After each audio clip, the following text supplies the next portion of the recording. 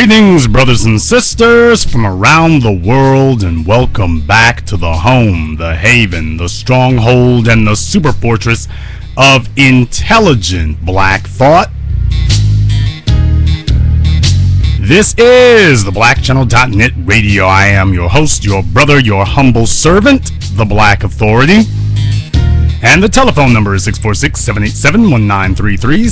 646-787-1933 is your personal access code to the blackest radio program in existence, the only one of its kind on planet Earth today. Join us.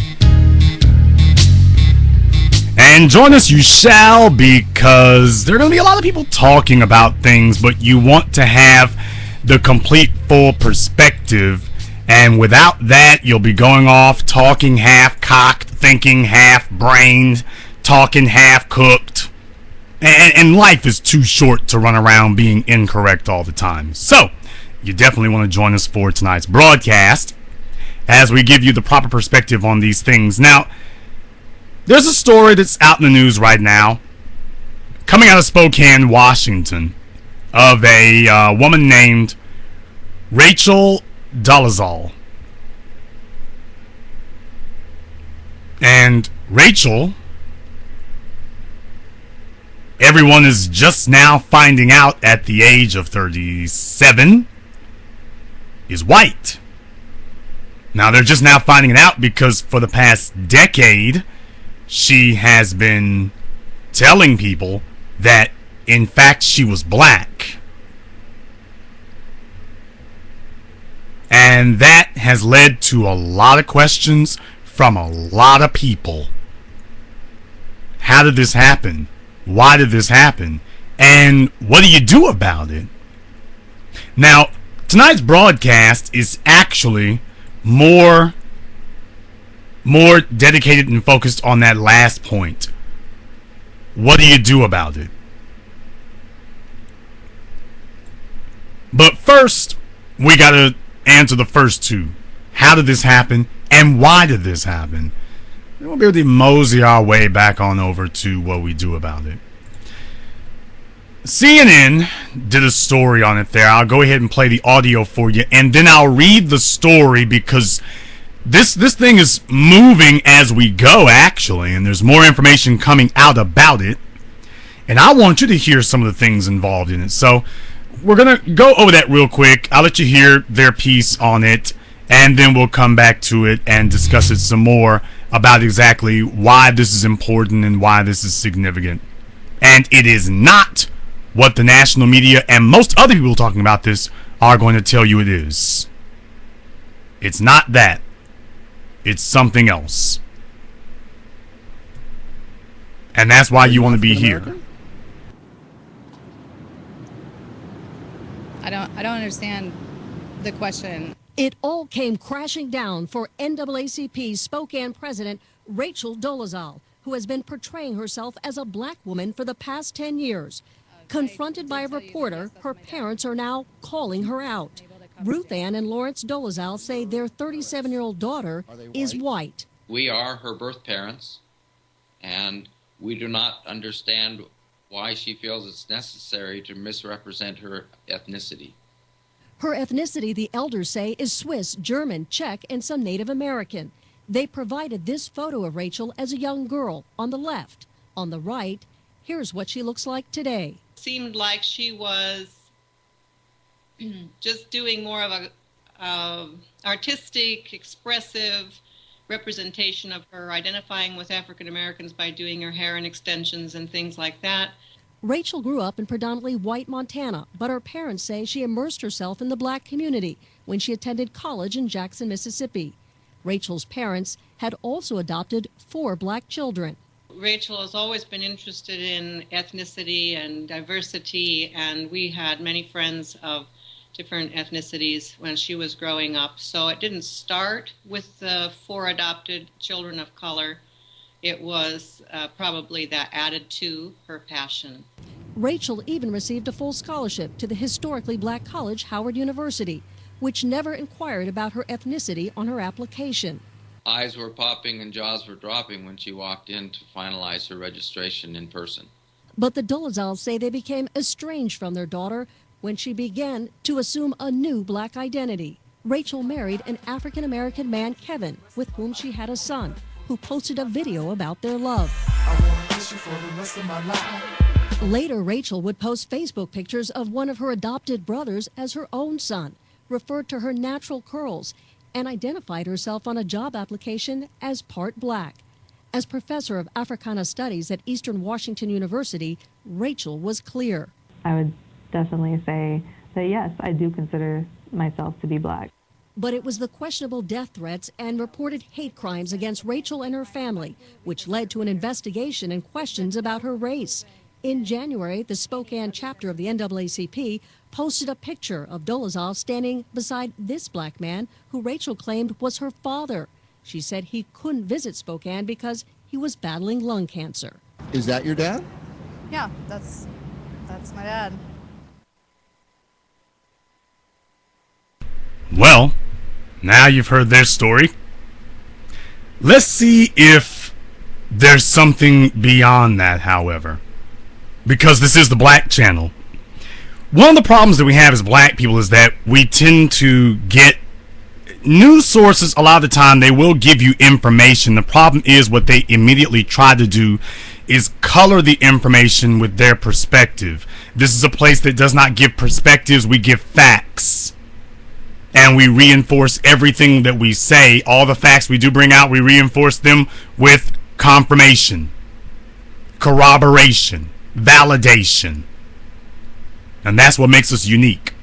Now, I want to go over the story that CNN did. The printed part of it is actually below the video.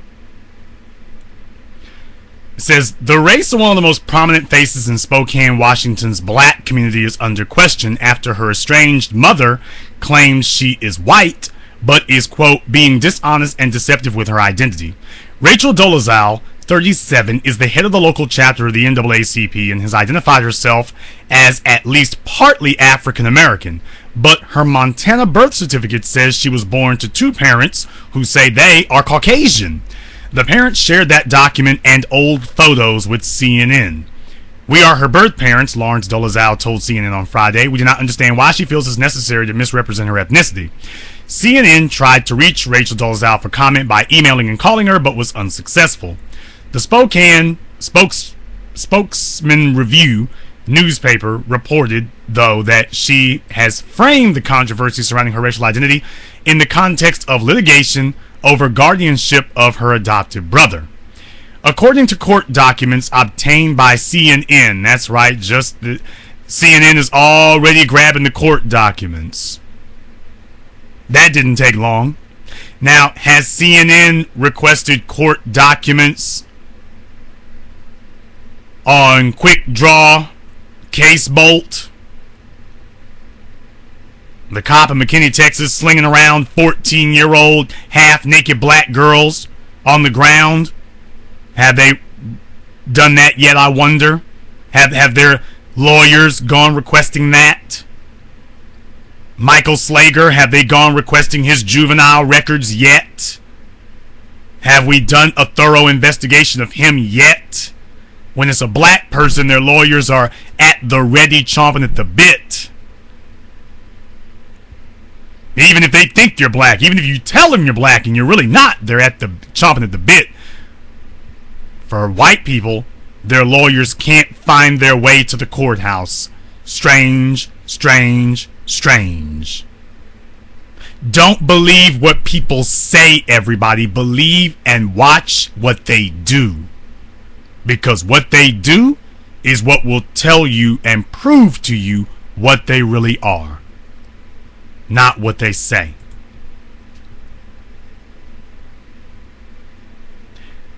Rachel Dolezal's adopted brother, who is black, sought emancipation from Ruth Ann and Lawrence Dolezal in 2010. So one of those adopted children that they were telling you about in the piece actually legally filed for emancipation 5 years ago in 2010. The adopted brother, now 21, said the Dolezals used, quote, physical forms of punishment and had sent his brother and sister away to group homes because they didn't cooperate with the couple's religion and rules. So this gives you more of a insight into the home environment that Rachel Dolezal was raised in. You know, some of the people who are first and quickest to want to, quote, adopt the little black babies are your so-called Christian missionaries, people who see themselves as on a religious mission. They have a couple of their own biological children, which keeps their heredity clean. And after that, after they solidified their lineage and their genealogy, after they solidified their gene pool, now they go off and start grabbing others and bring them not into the line of succession, but they do bring them into the tent. They do bring them into the arena of control. And this is a practice that is millennia old and continues even today. Once they have solidified their own bloodline, now they can reach out and bring other individuals under their umbrella, under the umbrella of the family's name and influence, but not the bloodline. That's been secured. Now we can move on to something else. The adopted brother wanted to live with Rachel, quote, in a multiracial household where black culture is celebrated and I have a connection to the black community, the court papers said. The papers did not specify Rachel Dolezal's race. The petition for emancipation was dropped. In a separate legal action in 2010, the court appointed Rachel Dolezal to be the adopted brother's guardian with the consent of Ruth Ann and Lawrence Dolezal. On Friday, the Dolezals told CNN they didn't want to comment on a possible, quote, legal dispute their daughter or the NAACP had mentioned. One organization that appears to be standing behind Rachel is the NAACP. The group, historically one of the most prominent in supporting causes important to the African American community, said Friday that Dolezal is, quote, enduring a legal issue with her family and that, quote, we respect her privacy in this matter. Now, here is the next quote from the NAACP. Here's the next quote from them now. Quote, one's racial identity is not a qualifying criteria or disqualifying standard for NAACP leadership, the group said. The NAACP Alaska, Oregon, Washington State Conference stands behind Miss Dolezal's advocacy record. Now, it's true, you don't have to be black to be a president of the NAACP. As a matter of fact, you don't have to be black to be a founder of the NAACP. If you look into its history, it actually was not founded by black people, but be that as it may, you do not have to be black to be a leader of the NAACP. You have never had to be that. But what does the NAACP say now that this woman's race is in question? They say we stand behind her record of advocacy. Even if some of her behavior lately has skewed in the direction of downright schizophrenic, we stand behind her record of advocacy. Whether she's lying or not. Okay? That's the NAACP for you. Doesn't take much to buy them off, does it? Now, for those of you who haven't seen pictures of this woman, I mean, she's obviously been tanning. She makes sure she stays on top of that. She's done that frizz hair thing, so it's kind of got... A lot of folk were saying, well, she looks Jewish. I mean, she's got her hair frizzled, so... Like I say, like those light-skinned black females, like, what's her name, Whitley, I forget what her name, the bright-skinned chick who used to be on a different world. She talked all crazy all the time and stuff, but this woman's got her hair in a frizz. So looking at her and whatnot, you would not be blamed. A person could be forgiven for looking at her and saying this is a high yellow, very light-skinned black female because of her hair and arguably her nose. You could be forgiven for saying that. You could be, I mean, this woman does not strike you readily. I mean, she is a female who could arguably pass for black. Arguably. She could arguably pass for black.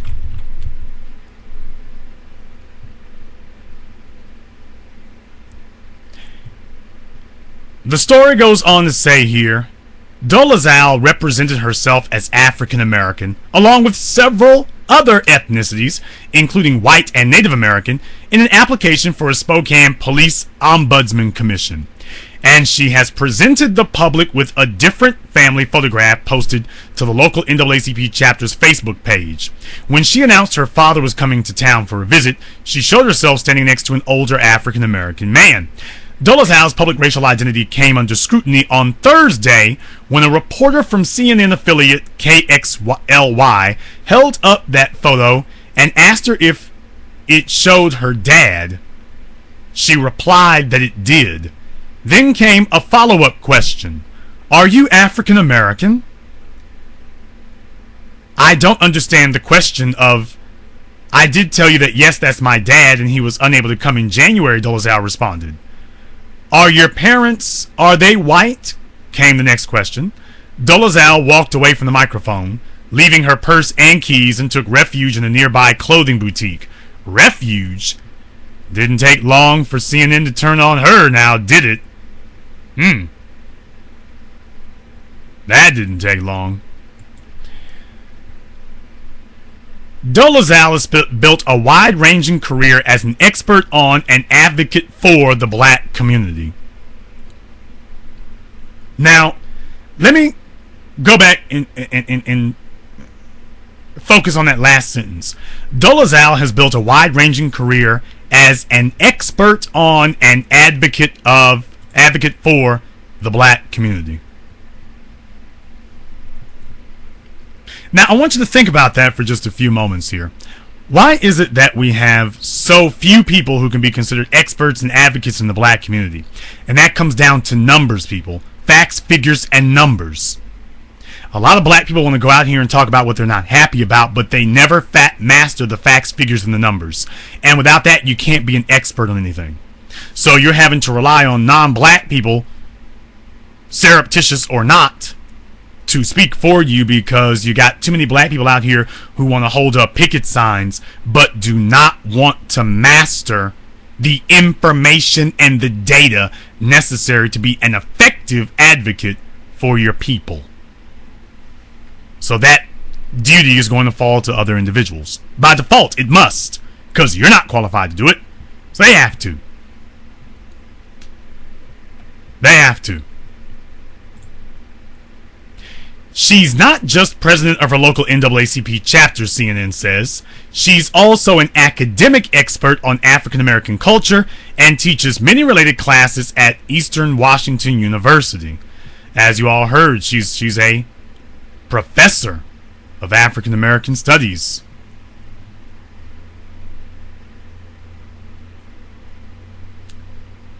I don't know how more in-depth and deep cover you can go. She's a professor of African American studies, and I will go even further than that. I bet you she knows more about black history than most of the black people you know, and probably a lot of black folks sitting right here in this place. And I don't mean just history from a historical context of running down famous figures. I mean why these things are important and relevant to black people. That's what I'm referring to.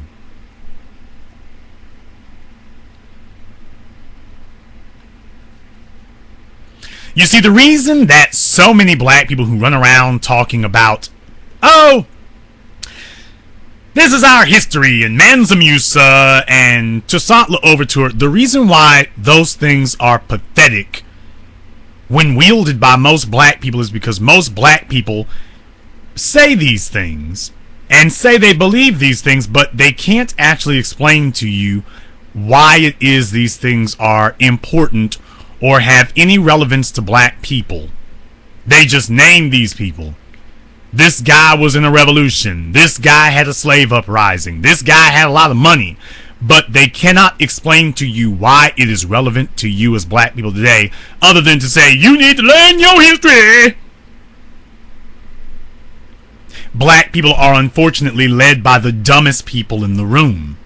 So the people who can actually take the information, analyze it, and explain to you why it's important, in a lot of cases we have to rely on non-black people because we are led by a bunch of fanatics. Marty mentioned this on the broadcast here a few days ago. Black people are led by social, religious, and sexual fanatics. And those fanatics are the loudest people in the room. Unfortunately, they're also the dumbest and most uninformed people in the room. And they're leading. They're leading. So when you have somebody like me who comes up here, the reason why I'm able to take them on is because I can explain to you why what you're hearing is important to your daily life, not just as some religious allegory, but how it is practical and can be practiced and utilized in your daily life, why it's important. Now, this woman comes from a ethnic group that understands how you apply history to your daily life. Not just reciting history, but why you apply it and how you apply it. And you know why she is a president of the NAACP chapter? Why don't you take a look at the black folks sitting around her? They are not your best and brightest. So she zoomed right past them. This little white girl, I'm gonna hurt your damn feelings tonight. Especially the bastard baby makers. Oh, left hook for you. You see, when this woman came from a two-parent household, some educated individuals, financially of means to adopt these children like this, and they sent their daughter out into the world to compete against the poorest people in America, who tell people that reading and writing is for white folk. Well, how can you study history if reading and writing is for white folk? No wonder she was able to zoom past everybody else there and take leadership of them. That's just the cold, brutal facts. You don't have to like it, but it's the cold and brutal truth. No matter how badly that offends you. It's just the truth.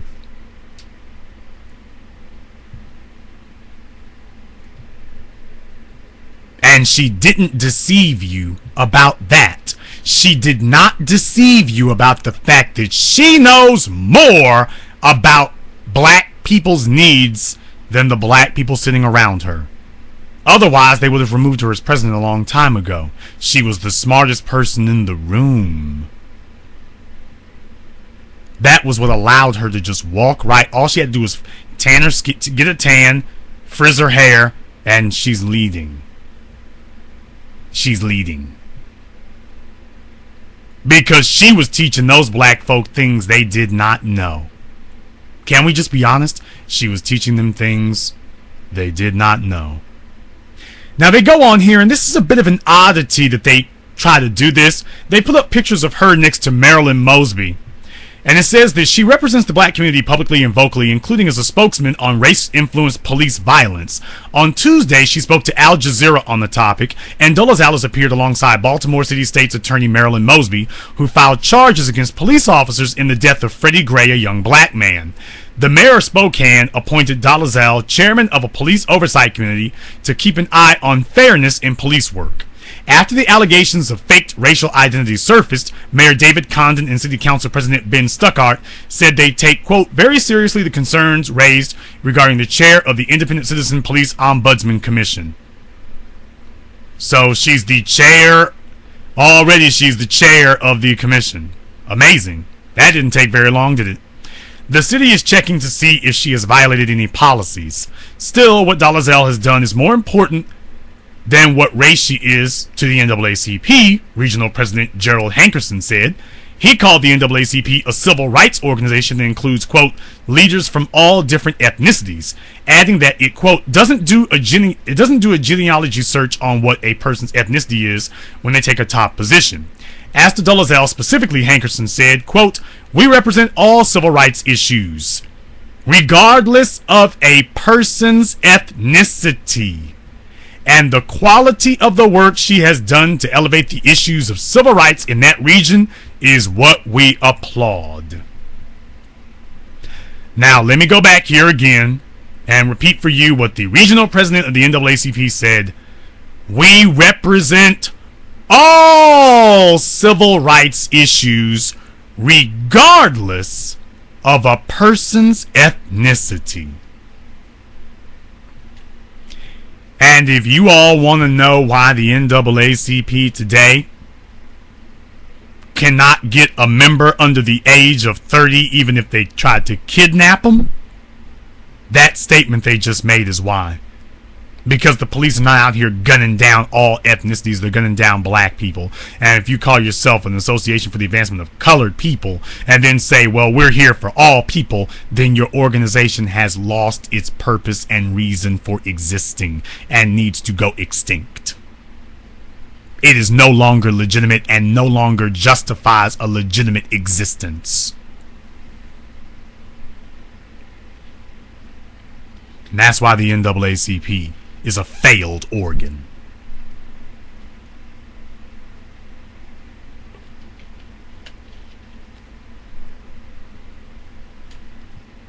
When you have an incident like this occur and you are unable to articulate and state exactly why it is that you exist,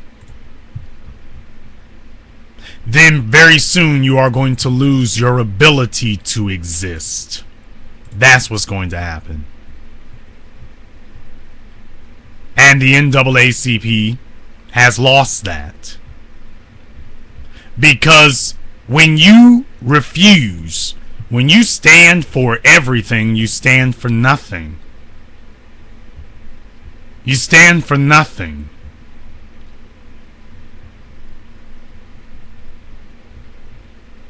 And that's why the NAACP is still standing behind her. Because they understand. They understand. They get it. They get it. They get it that all things remaining equal, they don't have anything to lose. That's just how schizophrenic it is. They don't have anything to lose. Nothing to lose. And that's why they're not embarrassed to go out there and say this nonsense that they did.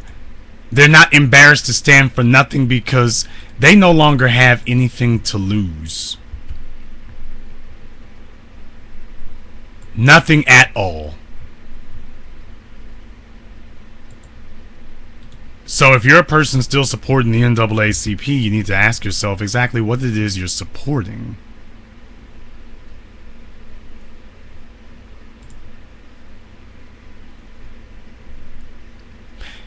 It says Rachel Dolezal grew up in what her parents called a diverse family with friends from various ethnicities and 4 adopted siblings who were black. She was, quote, always interested in ethnicity and diversity growing up, her mother Ruth Ann Dolezal said. Dolezal attended college in Mississippi. So she was from Montana, went to Mississippi, and then went on to Howard University on scholarship, not having identified herself back then on her application because there was no such option, though people there may have assumed as much, quote, because her portfolio of art was all African American portraiture, her mother said. It wasn't until around 2007, her parents said, that Dolezal began identifying herself more with the African American community, according to her mother. Now, here's the real question here, folks. In a day and age where Bruce Jenner can chop off his genitals and claim that he is now a woman. Here comes the national media to say that, oh, of course a man can become a woman, but you don't hear them say that a white woman can change her race. Because you see, they understand the meaning of identity and the power of it, even if you don't. That's a bridge you're not going to get them to cross, because they understand that white supremacy is what gives them white privilege.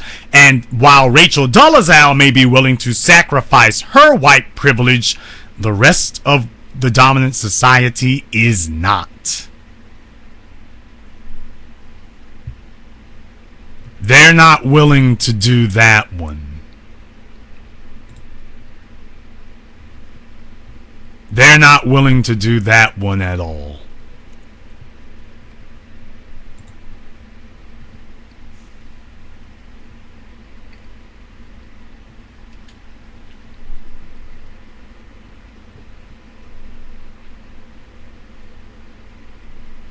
Now, let's discuss how it is that Rachel Dolezal became a disaffected white person.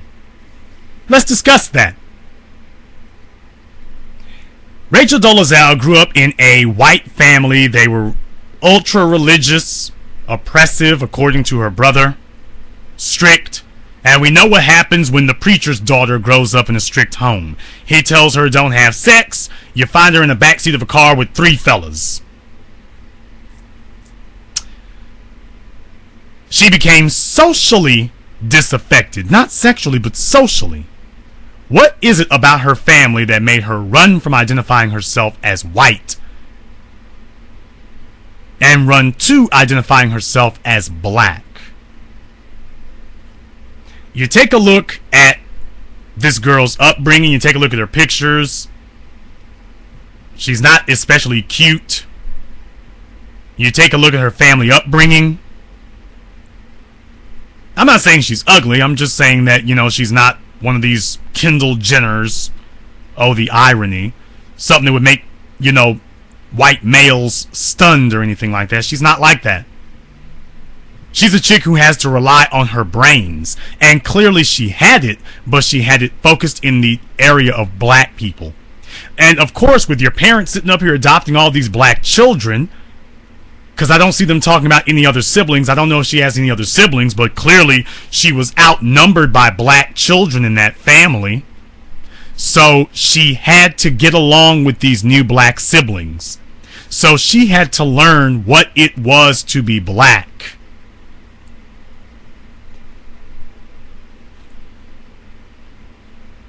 And you see, you don't have any choice there. You don't have any choice. Because she was no longer Rachel Dolezal, the little blonde girl down the street. She was now Rachel Dolezal, the white girl with the house full of black kids. And all the things they would be telling her. I bet you they fill you up at night. Hee. You seen any of them naked? Hee.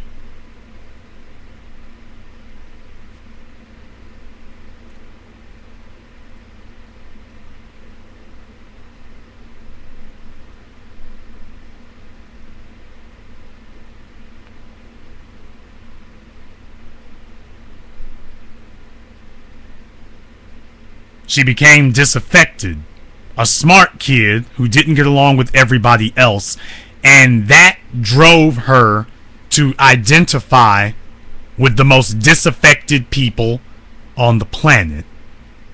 Of course she would identify with black people, the most ostracized people in the world. She was ostracized. So she gravitated to people who she felt could understand what she was going through. And from there, she never looked back. This is like a non-inflicted form of Stockholm Syndrome, where you do not identify with your oppressor, you identify with other victims. even though you yourself are not a victim. Not like they are. But she identified with us.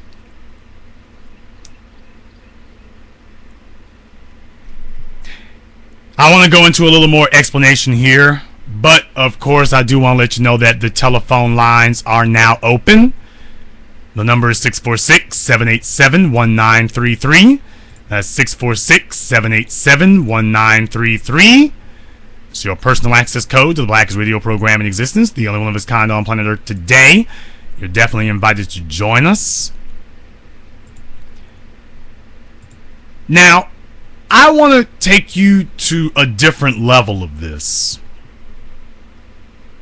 And this might be something that you have to hold on tight for, but I want to take you to a different level of how this goes. This is a young white woman who says that she is black and wishes to identify as black.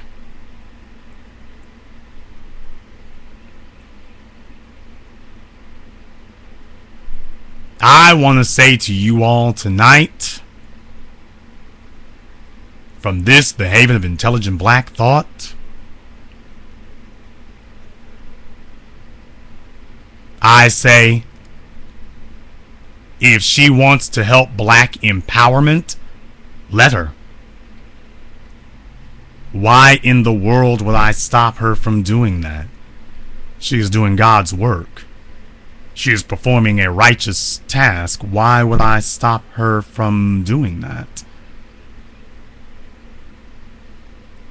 Now, she would not be allowed to say that she is black, but I certainly think that she can be allowed to say that she identifies with blackness. Well, sure, you can definitely say that. I have no problem with that, and you know why? Because black people are the only people on earth who do not have our own base of people of other ethnicities doing our bidding. In white society, they got Jesse Lee Peterson, they got Halle Berry, they got Taye Diggs, they got Barack Obama, a man with nothing but absolute venom for black people. They've got theirs. Where are ours? Where are ours? Where we should have a list of them. We should know who all the people are who identify with us. Everybody who is on your team. You know what? In black society, black people are the only people who do not have an enemies list, and we do not have an allies list. We don't know who our friends are, and we don't know who our enemies are because we do not have a concept of friend or foe. We need to know who our friends are, and we need to know who our enemies are. We need to know. They were talking about the white woman who was the mayor up in, I think it's Minnesota, I think it is. And I want to say St. Paul, but this woman is up here in the hood with black males, as comfortable as she can be. Little white woman. And white folk came out attacking her, saying she's throwing up gang signs. That's right, because she's a gang member, of course. Middle-class, middle-aged white woman, of course. It was the fact that she dared to stand next to black people and be as comfortable with them as she was in her own skin. That was what offended their sensibilities. And they went on the warpath against her. And she tried to stand up for it, but that's difficult. It's hard to stand up for black people, especially if you're not black, because there's no benefit to it. Black people do not reward their friends. We vote for irrational reasons. We march and picket for irrational reasons. We spend money for irrational reasons. And we support people for irrational reasons. R. Kelly gets 100% support. Dr. Claude Anderson has to damn near beg for it.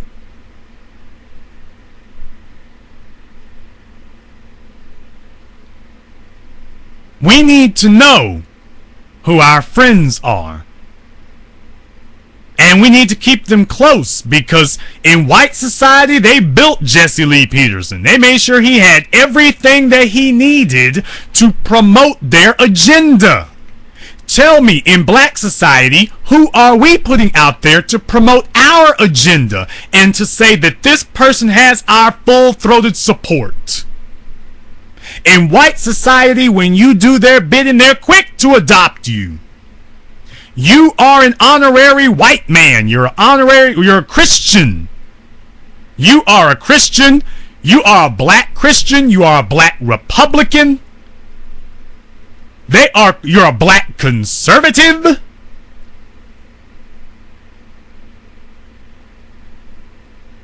They are quick to let you know that this is one of ours and there are benefits and rewards because he promotes our agenda. They're quick to do that. Black people, where's ours? Where are our people going among white society to promote our interests? Where are they? Oh, we don't have that. We don't have that. We don't cultivate soldiers. We don't cultivate people who can act on our behalf. We don't cultivate that. We don't cultivate agents of empowerment for black people. We don't do that. We should have a list of honorary black people with qualifiers that once they have shown and proved something here. Because you see, the problem is that we as black people have something valuable, but we do not leverage that value. We don't. We don't see being black as valuable, so we don't actually put a price tag on it. We're too busy chasing affirmation and sexual access. And as long as we can get that from white society, we're done. The day is over. We're through. But when you've got white folk who identify or desire to identify with black people, that's something that we are supposed to be utilizing. Because that is what white society has done now for 500 years. That's the first thing that they do. What do you think was the purpose of the beads and the trinkets? European jewelry resembles nothing of African jewelry. Nothing. And yet when the Europeans showed it to the Africans, did everybody sit here and, oh, that's so nice? No, everybody did not do that. What they were looking for were the 2 or the 3 who did. That 2 or those 3, that was your key. That was your way in. They do this in the movies all the time. In the movies, when the white guy gets taken captive, you all know what I'm talking about. When the white guy gets taken captive, Lord of the Rings, was that The Hobbit? He gets captured by the elves, but it's that one female elf.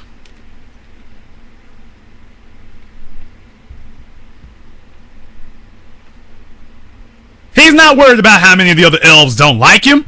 He's got that one female elf. And she's on board. She's on the team. And he knows that's my way out, and that's my way through.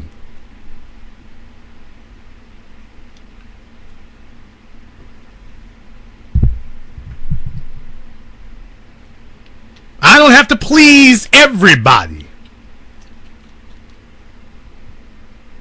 I don't have to get them all on my team. I just have to identify the one who will. That's all I need. And once I've got that, they are the ones who will open up the keys to the kingdom.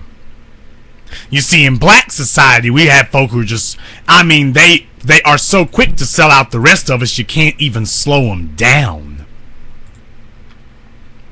They're so quick to do it.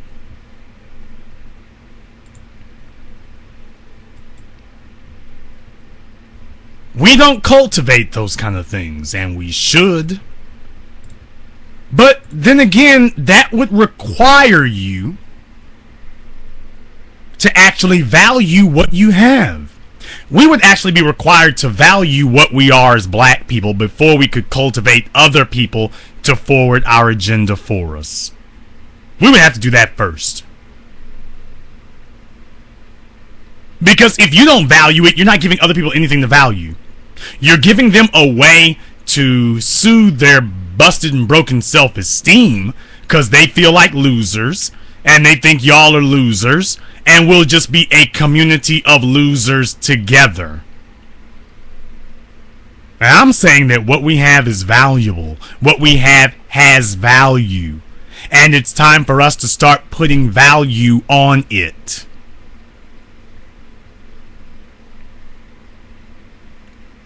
She has shown and expressed to all of you how valuable she sees blackness. That even if you don't see its value, she does. Oh, the irony. Half of black society is trying to figure out how to get out, and meanwhile you got white folk trying to figure out how to get in. Half of black society is trying to get out to become a part of the dominant society, and part of the dominant society is trying to struggle to get in with us. Do you know how much work it takes for a white woman to keep doing that to her hair every morning, to the point that nobody has seen her with straight hair? Do you know how hard that is? And she had several hairstyles. I mean, she had twists and stuff like that. Do you know how hard that is for a white woman to do that? You know how difficult that is? Well, she did it. And she did it every day. This woman was dedicated. This woman is hard in the paint, dedicated.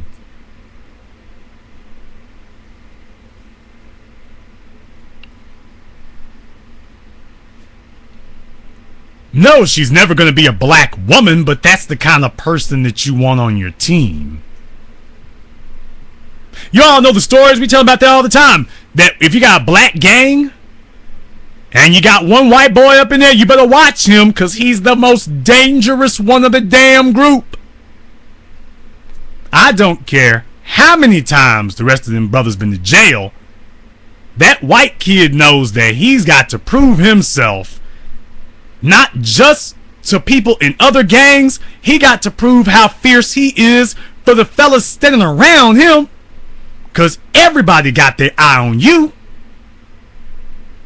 Nobody really trusts you like that, so he's got to go 3 times as hard as everybody else just to get the same level of respect. Not to get greater, just to get the same thing.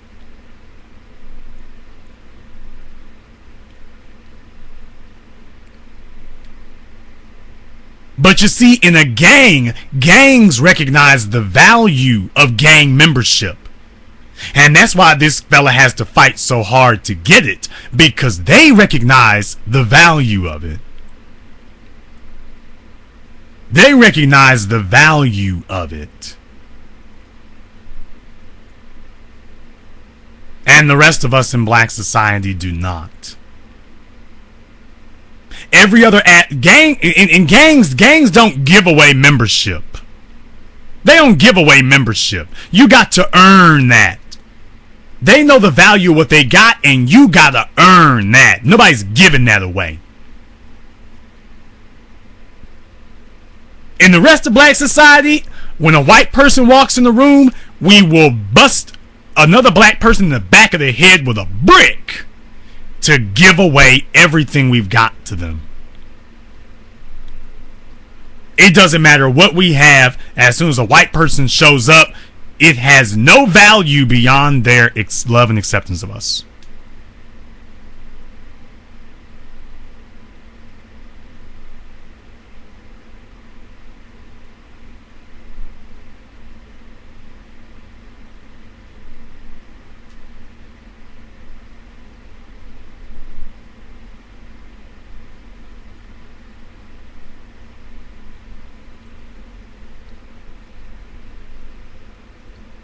So I don't have a problem with this at all, as long as we keep it in its proper context.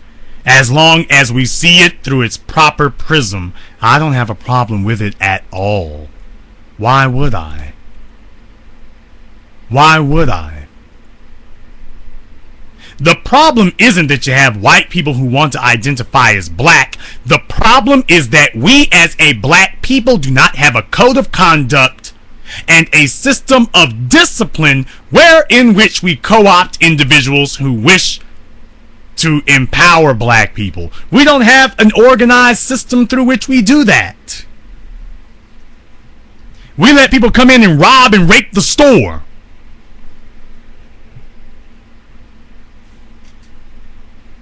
But we don't see what we have as valuable.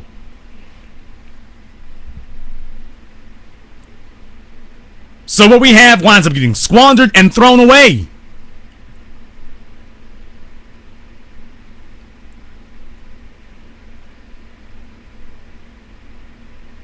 There was a movie that came out back in the 80s called Soul Man. For those of you who are younger, you don't remember it. It starred C. Thomas Howell.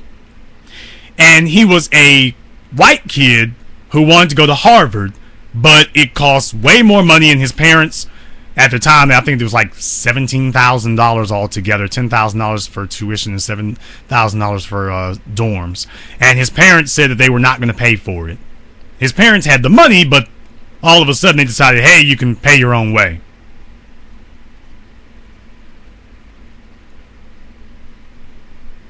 Well,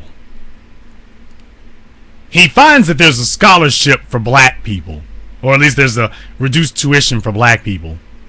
So he colors his skin and gets this insane looking jerry curl on his head, and he's passes himself off as black.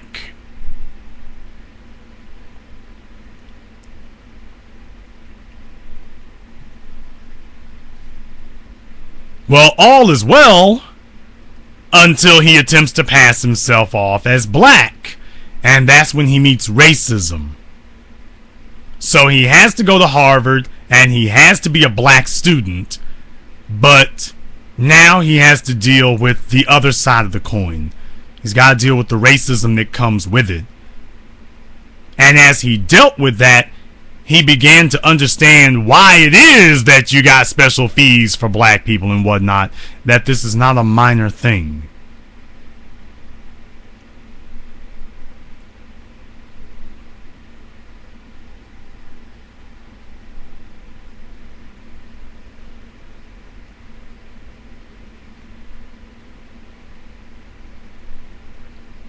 As a people having an organized system whereby which we identify these things, it would help us to be able to promote our societal interests. But once again, you can only promote a societal interest if you actually have one. So that brings us back to the next question here. What is the black societal interest? Show of hands. Anybody on the phone? Anybody out there listening? What is the black societal self-interest? I ask you, what is it?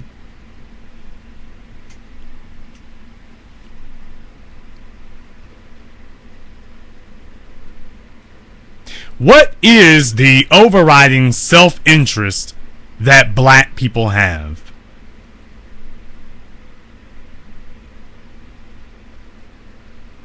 The one that when we go into situations and come into contact with situations, we know what to do because of our overriding societal self-interest dictates how we respond in situations. What is it? Because you see, if you got that, then you know what to do when people talk like that.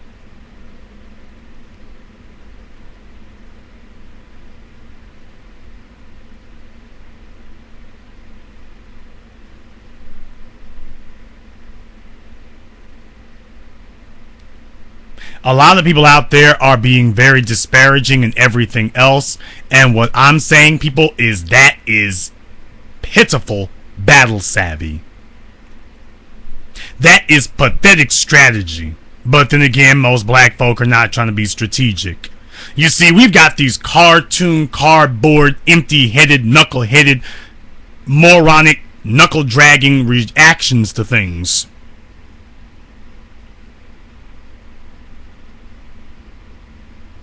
that when you have somebody who is working to your advantage, that we as black people, y'all sat up here. The problem, do you know what the real problem here is? You all sat up here and let CNN tell you what to think about this story, about this event. You allowed CNN to tell you what to think.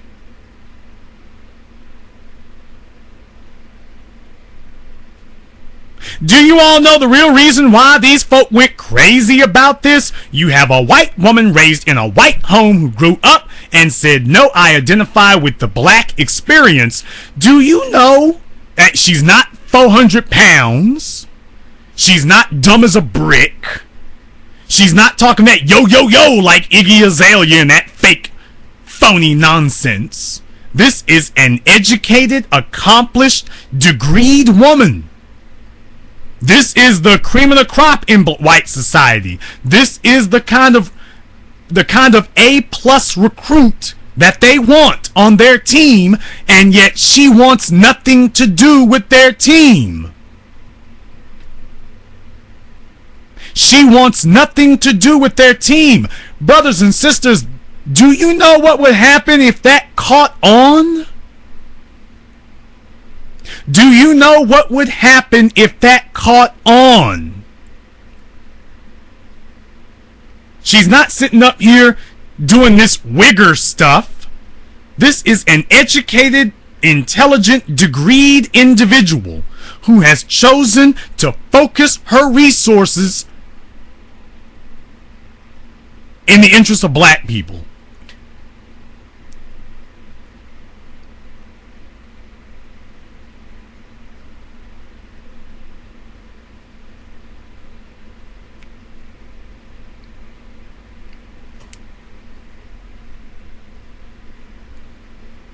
Now, intelligently, what you're supposed to do is be able to recognize and identify when you have allies.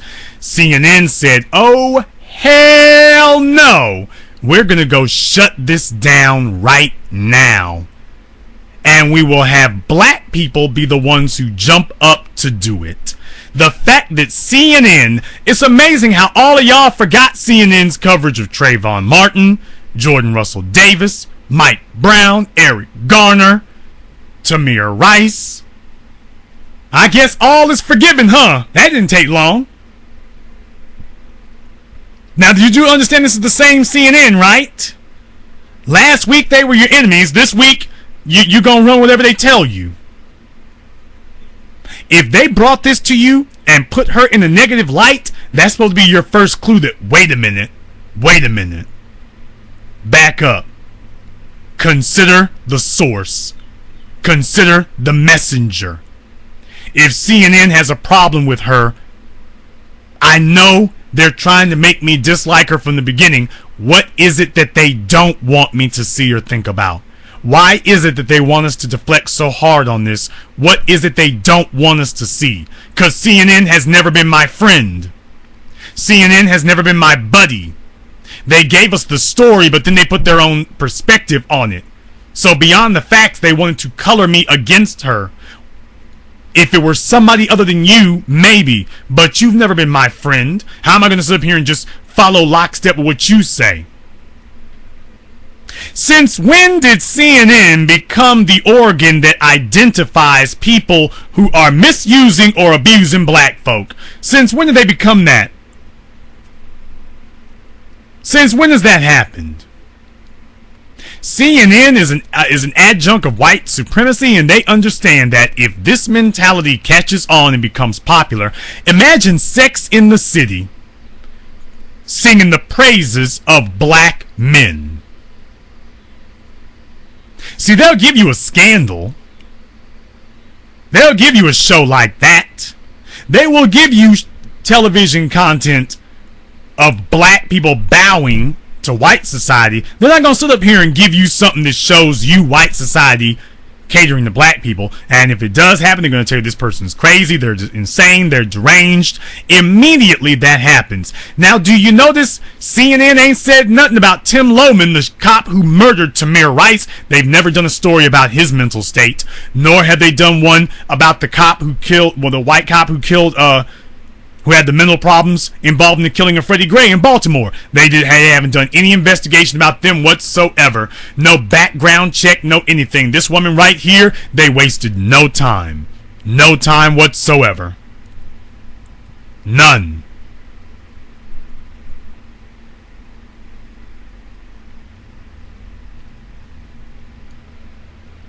That tells you there's something deeper at work here. There is something bigger and something deeper at work. When was the last time they moved this damn fast on something? There's something deeper at work, people. Something deeper. Something deeper.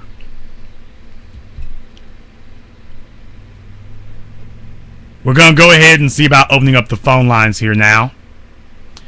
Let's see if we can take caller from 678. You're on live with the Black Channel. Last try, caller from 678. You're on live with the Black Channel. Okay, caller from 678 has been abducted. We'll have to remove them for the evening. Caller from 410. You're on live with the Black Channel. Hi, Jason. This is Francis from Randallstown, Maryland.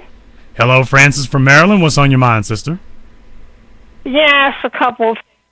First of all, are you going to be in Washington next week on the 20th with Dr. Anderson, Claude Anderson? Are you scheduled to be there? No, I'm not going to be with Dr. Anderson on the 20th, but we may be with Dr. Anderson on August 1st in Chicago. Yes, I know you mentioned Chicago. I'm going to try to get there. I'm not sure that date, but I'm so close to Washington that I can probably get there. I've got to get there. Trust me, you want to be in Chicago, okay? Because that's must-see viewing. For those of you who don't know, we are having the official Intelligent Black Society convention in Chicago. Black Empowerment 1 is going to have a lot. It's going to have business leaders and business people there, Chamber of Commerce, but also we are going to have, for the first time ever, together on the same stage. For the first time, we are the people who made it happen. Dr. Claude Anderson and Dr. Boyce Watkins, both on the same stage together for the first time ever, along with attorney Alton Maddox, famed civil rights activist attorney Alton Maddox. So if you are not in Chicago, you are simply going to miss history in the making. I've been putting up things right here. I am. Okay. You are going to miss history in the making. There is going to be there too. Is who going to be there? Therese. Tariq, I don't know. If he wants to show up, definitely. I'll make damn sure he's up there and whatnot. I don't know, because he's got a tour. But you're going to be there, I know. Yeah, I'll be there and whatnot. It's like Tariq. Yeah, he's going to be very busy. He's going to be very busy this summer because he's got his own project going on, and good for him on that. By the way, he's got his own thing going on. So, but I mean, if he's able to make it. If he's able to make it, definitely, I'm wanting him up there. And if he gets too close to a microphone, I'm going to put him to work.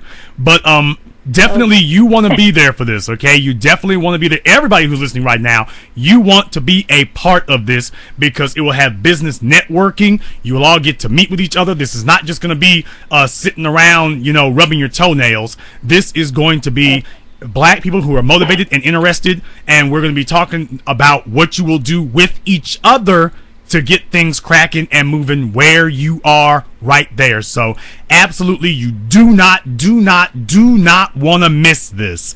I don't care how you got. I even put up earlier today. I put up a little chart that shows fares on Megabus. Let me see. Let me pull it up right quick. I put up a little chart. I went to work. I went to the Megabus website because I'm in Louisiana, so Greyhound is really the carrier down here.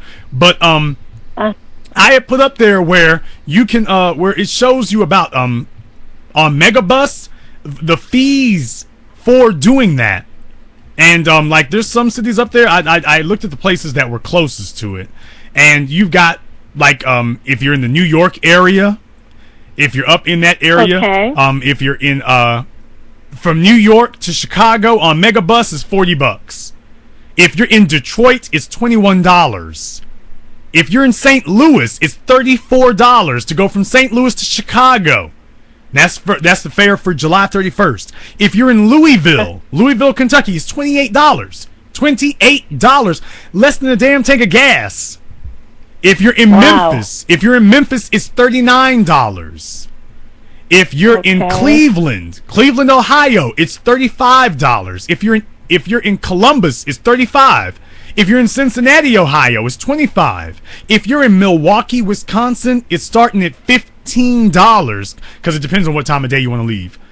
If you are in Indianapolis, it's $10. $10 from Indianapolis to Chicago. So for and that's not counting round trip. I'm nowhere near that. I'm at least 11 hours away. Well, here's so my. I've got to fly. Well, you can fly. You can fly. It's perfectly fine. It doesn't matter. Fly, walk, drag, scooter. But here's my real point to you. For less than $100, you can be in Chicago for this event. And this is not just a sit around and clap your hands thing. This is a get up and get active, but you need to be in the room with people who can properly help you to do this. So, sister, there really is no excuse. For less than the cost of a pair of Jordans, which ain't never gonna make you $1, for less than the cost of a handbag, you can come to Chicago and see history and be a part of history in the making. From Maryland? Well, from Maryland. Are we talking about? I'm in Maryland. Yeah, I think Baltimore is a bit of an anomaly there, but here's the thing, sister. You can look up airfares for it now. You got 2 months of time for it. It doesn't matter whether it's airfare, get a buddy, rent a car. I mean, seriously, you can rent a car for $30. If you get a small car, because you just need one that's going to get you where you're going, you can rent a car for $15, $20. So, sister, there really is no excuse, Francis. There really is no excuse. You can rent a car for 2 days for $30, $40. I'm not worried about money. I'm just worried about I don't drive like that anymore. Oh, Lord, well, have you got the blue hair thing? That's going to be a little bit of a different thing. I don't want you out there on the road swerving. So, no, that's... No. But I will appoint somebody to drive you. I will appoint somebody to drive you, okay? Yeah, it's not my reaction time. It's my vision. So, it's not at night. I can't drive at night. Not anymore. Okay, we'll see if we can get somebody else to drive for you then, because I don't want you ending up in a tree somewhere. That's not what I'm trying to do. Okay. Now, one other thing. A couple of things. Oh my God, the video of the young people in the teenagers. I mean, like babies in Texas. That thing upset me so badly. Honestly, I felt like flying to Texas. Oh my God! You know what? But you know what? I'm not surprised. Here's the thing. Imagine. I'm not surprised. No, you're not surprised because it's just it's not that these things are happening more. It's just we're catching them on video because there's more video cameras out there. But imagine if we had this, Francis. Imagine the juxtaposition of the images of those white women out there saying nigger this, nigger that, and whatnot. And if we had Rachel Dolezal to go to McKinney, Texas, imagine that juxtapositioning of them trying to say they're not racist and her telling them that they are. Imagine the optics of that. Imagine that. Instead, what we had were black super coons and jigaboons with their pink button-up shirts on out there, talking about, hey, y'all kids is causing all kinds of trouble now. These good white folks over here, good white folks. I mean, the white society had their ready-made wind-up coons running and dancing out there. They had them ready-made. Black society didn't have anybody. We were sitting up here hoping that the white police would indict themselves. We don't have anybody to make sure that they're ready-made for that kind of thing. And that's something that needs to be fixed. I am so sick of these Sambos. They frighten me. And you don't know who they are because sometimes it's somebody you never thought they were like that. And I can talk about that another time. But you never believe that they were like that until you can know somebody for years and all of a sudden some incident occurs. This is what happened with a friend and I were traveling. We were over in Europe. And that's when she showed me what she was. I was shocked how she thought how different we were. All of the years we've been friends and traveled, but this particular time I saw it. And, she revealed what she was really like, and I went off on her. Went off. And then another thing I wanted to talk about, the NAACP. The white woman that's official, one of their officers. Did you see that? The woman that they found out that she's really not black. Rachel Dolezal. She was the one I was just mentioning. Wow. Oh, boy. And, of course, Al Sharpton doesn't see anything wrong with it, with his coon self. Oh, my God. Oh, I said they just invade everything, what little we do have. They are, and we know the NAACP, they make up part of the NAACP. That's why they don't do anything for us. They claim to get their money from white people, not enough blacks are contributing. Well, yeah, I mean, but that's what they do now. But here's my thing: I'm all for it as long as she is progressing black interests. I'm all for that. As long as she is out there being uncompromising in the interest of black people, I don't have a problem with that. Now, she can't go around calling herself black. That's just silly. But if she wants to say that she identifies... No, I find that when they take part of anything that we do, if it's something against them, they're going to stop it. Well, that's what CNN did. That's what CNN did. Like the marches, the so-called marches. Yeah, but you're never going to stop that. Okay, but you're never going to stop that. But Francis, you will never stop that, okay? It doesn't matter whether they're on the inside or the outside. They're never going to stop that. What we as black people lack, the reason why you're so scared and worried about that is because black people have never demonstrated control and discipline. We've never demonstrated a code of conduct. Black people go into other ethnic groups' neighborhoods all the time. But yet they don't ever have the same problems that we do. You know why? Because they already have a preset position for us to occupy before we go in. In the Republican Party, you can be the token black in the Republican Party. You are the customer at the Asian store. You're the customer at the Arab store. You are the main buck in the NFL and the NBA. But notice you're not in charge of the coach's office. You can't own the Korean store. You can't own the Arab store. You can't be the president of the Republican Party. But the point is, they've got positions for us. We, on the other hand, together. Okay, but They're always stick together. But here's the thing. No matter what, they always stick together. They stick together enough. But Francis, here's the thing: we do not exercise the same mentality. We don't have a set position. We don't have a set position for non-black people when they come in touch with black folk. For example, with Iggy Azalea, we do not have a set position for her.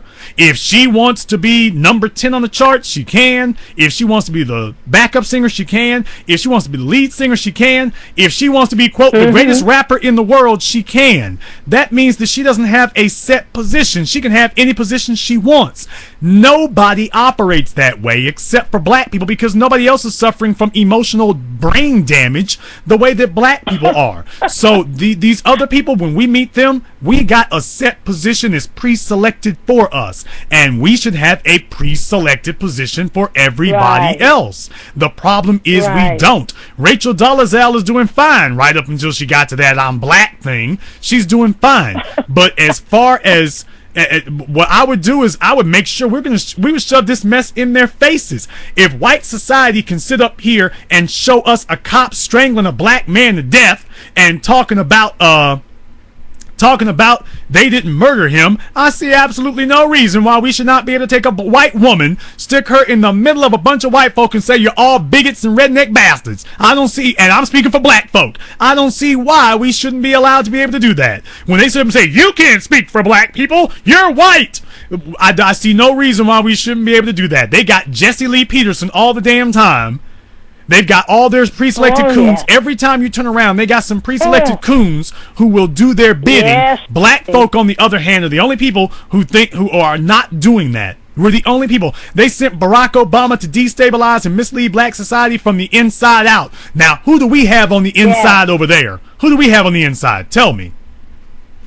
That's right. Nobody. Even the folk who claim they're on the inside for us aren't really on the inside for us. So this is what I mean, that we don't ever cultivate that kind of thing. So I don't have any problem with her as long as we are in control of the agenda.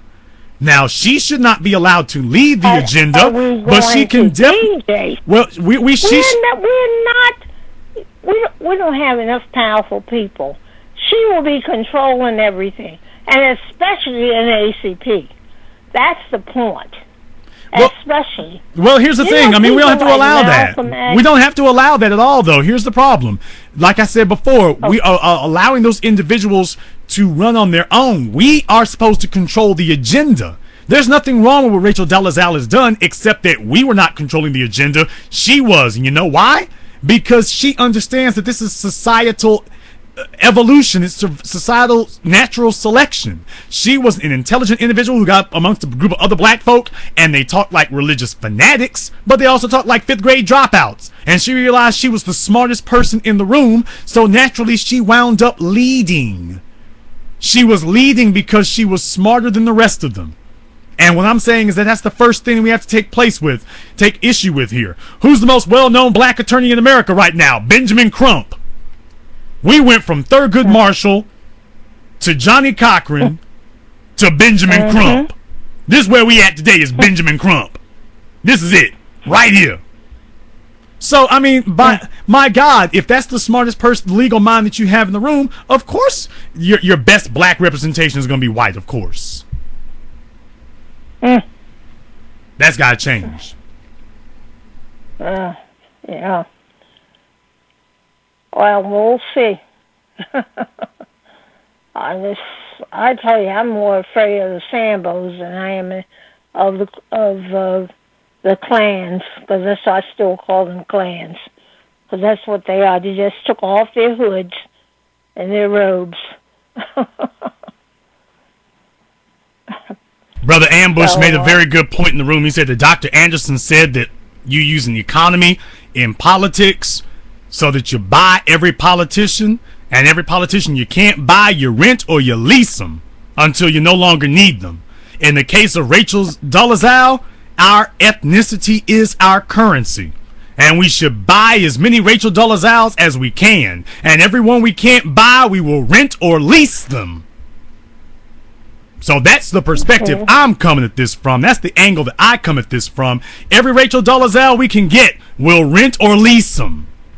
And every time Wolf Blitzer opens up his mouth, we should have a Rachel Dolezal, if not a black person, a Rachel Dolezal right there to say, I am the white voice, I am white society, and have Wolf Blitzer and the rest of them tied up in knots. You don't speak for white people? Of course I do. I am white. Can't you see me? What is this?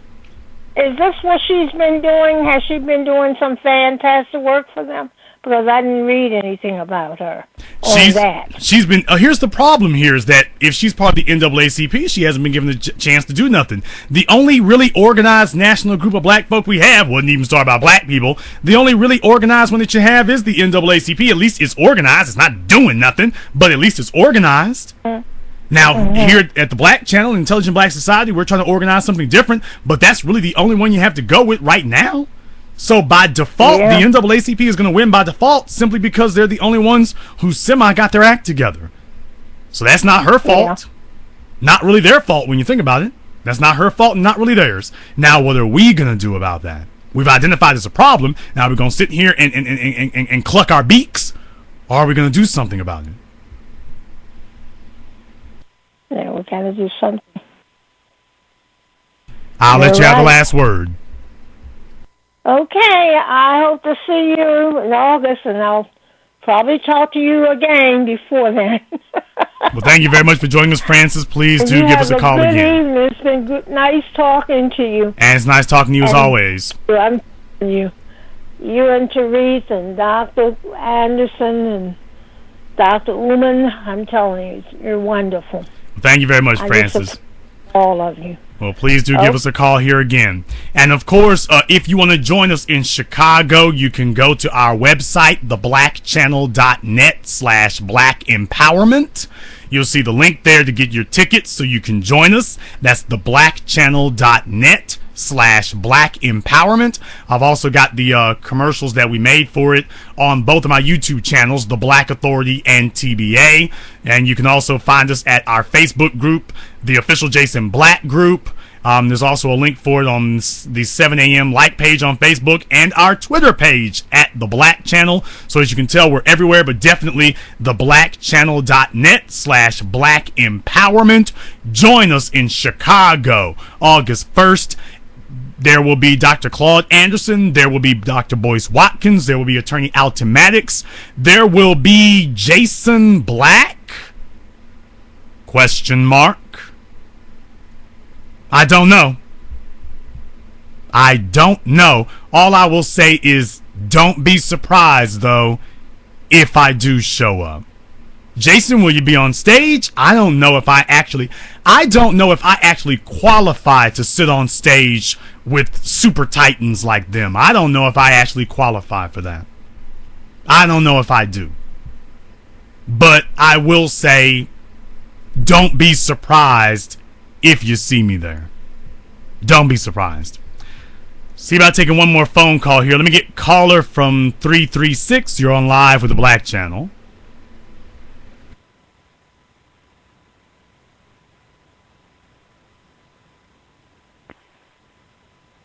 Caller from 336. Last try. You're on live with the Black Channel. Okay, it's Friday night. People are doing their mollies. Something about people getting intoxicated. They either get behind the wheel or behind the phone. So they're out here, they're drinking, they're driving, they're dialing.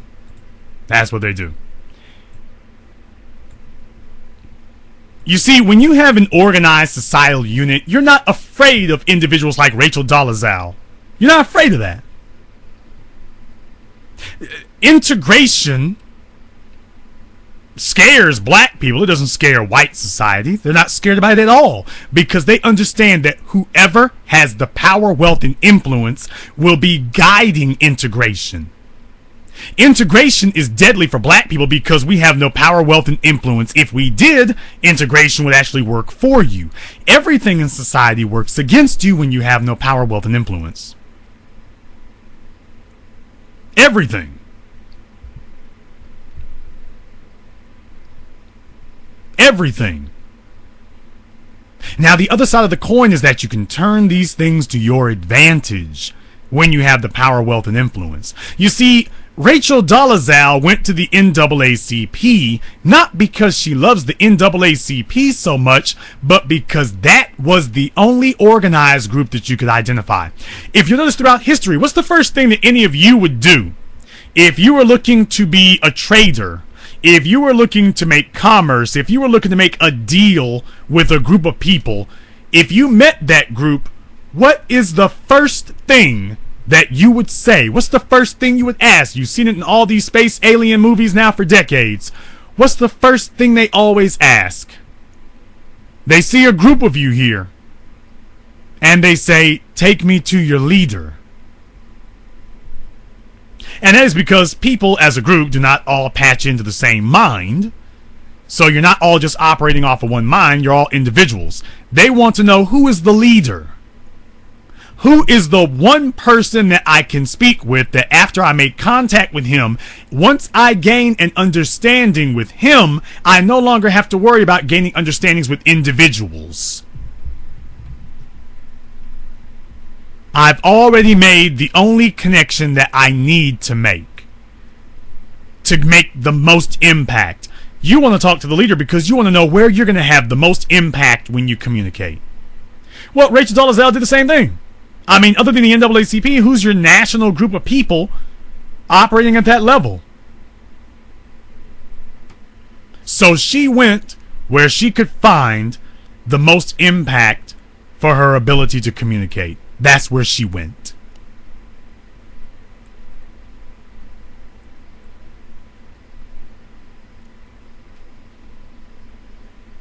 But if she had had an alternative, she would have been there. You see, if intelligent black society had an alternative, once you got your economics together, you start funding political operations. That's what American Crossroads is about. That's what Freedom Works is about. The Koch brothers bankroll those things. Why? Because their corporate interests pay for the political activism. That's what they do. And in black society, we should have the same thing. The Koch brothers got their man, Tim Scott. He's a white supremacist in blackface. And they've got him there to do their bidding.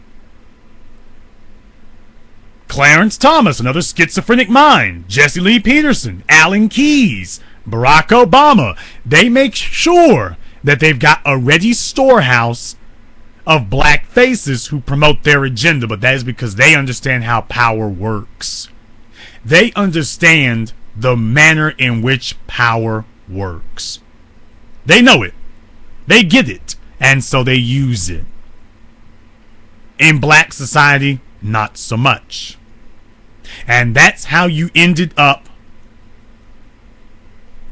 with the notorious case of Rachel Dolezal, a white woman who identifies as black, and she's been doing it for 10 years, was no problem for a decade before CNN showed up to see if they can tell you what to think. Because CNN wants to know how much power they got among black people. And what they did was they yanked the chain. They yanked the leash. And they wanted to see if we would yelp. They wanted to see if we would come running back. Sure enough, a lot of black people did. Now, here at the Haven of Intelligent Black Thought, we did not. But a lot of black people did. A lot of black people did. Who in the dominant society do we control? Tell me. Who are the black agents operating within the dominant society? That's what I want to know. Who is the agent of black empowerment sitting at the dinner table in white society every evening? Every time the police do something heinous to black people, you've always got not just one or two, but a group of ready-made coons, as Francis just told you, sitting at the table with you for years, decades. And they've been operating in the interest of white supremacists the entire time, even though you didn't know it. In black society, who are our agents of black empowerment sitting at the dinner table of the dominant society every evening? Where are they? Where are they? I submit to you, Rachel Dolezal could have been. And we need others like that. You think all of them are going to come out like Tim Wise?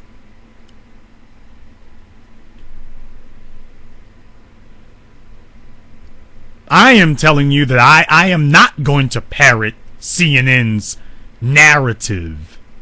If CNN brought it to me, other than just the facts of the case, I don't need to hear anything else they have to say. If they brought it to me, then I'm already suspicious of it. I'm already suspect of it. It's already suspect to me.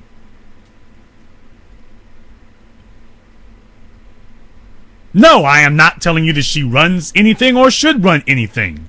What I'm saying is that we should be running things. And Rachel Dolezal wishes to lend her strength to the cause, then certainly she should be allowed to do that. The problem is that we do not have an organized, pre-selected position for her to play.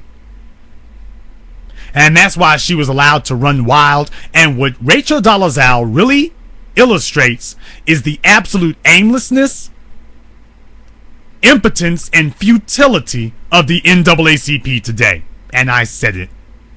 She illustrates how weak and impotent and absolutely worthless the NAACP is today.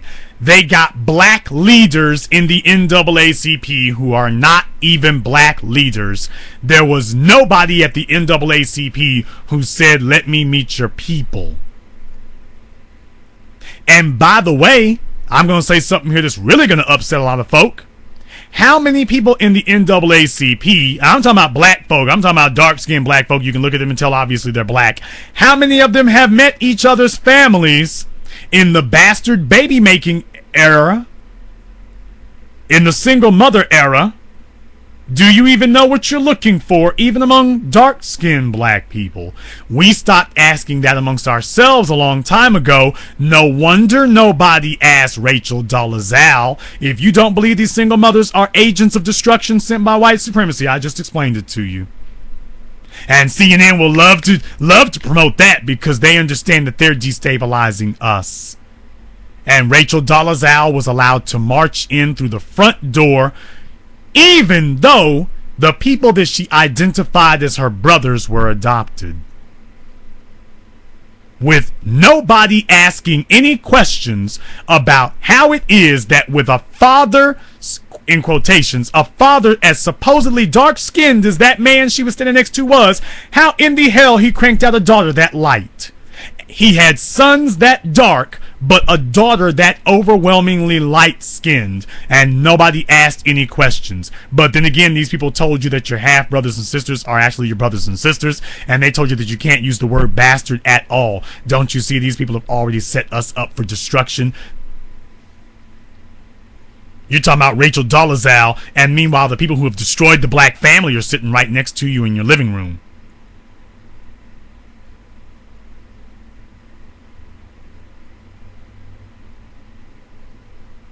Now, there are some folks in the chat room saying that she's a little thrown off. There are people in the chat room saying that she ain't wrapped too tight. There are people in the chat room saying that she's 5150. She's off balance. And I want to say to you all here tonight, I don't give a damn.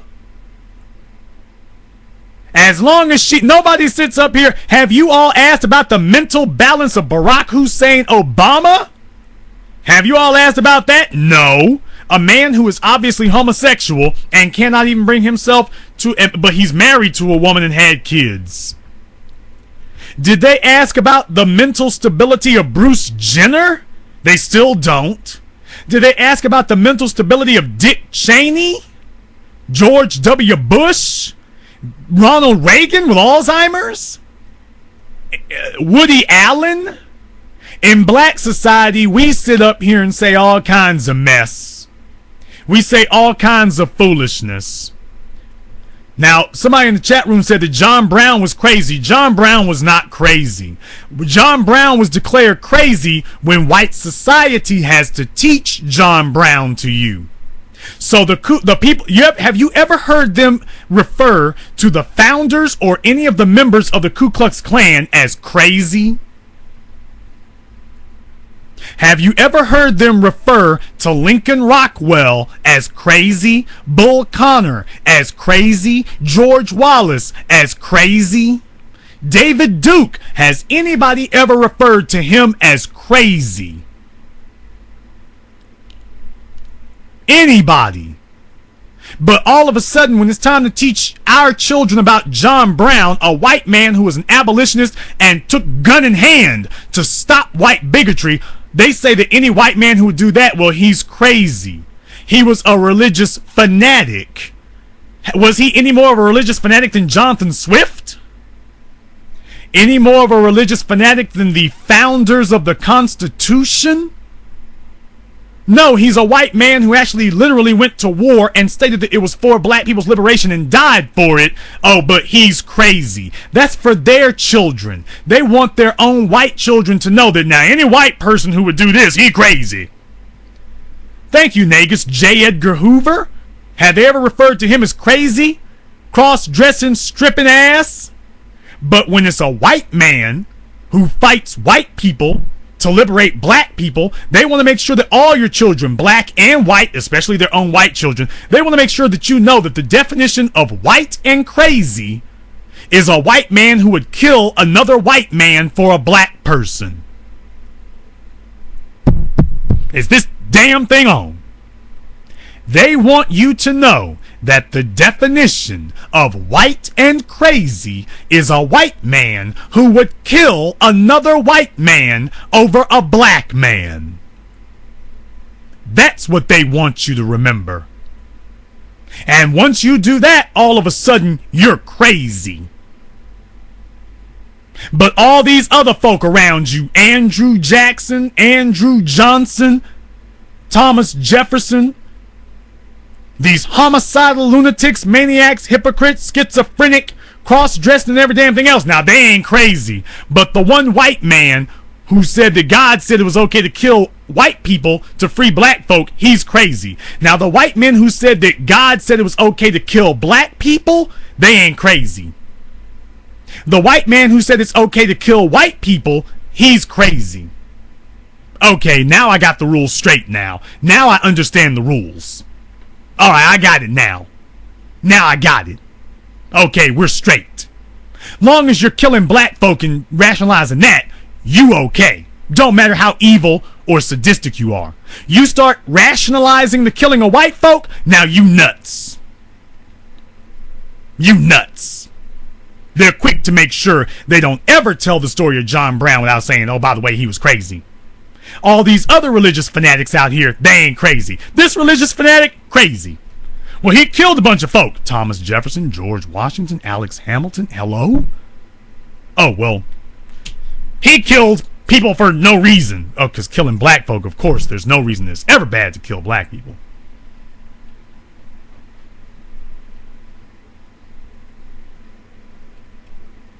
No, sir. As long as she is advocating for black people, roll on.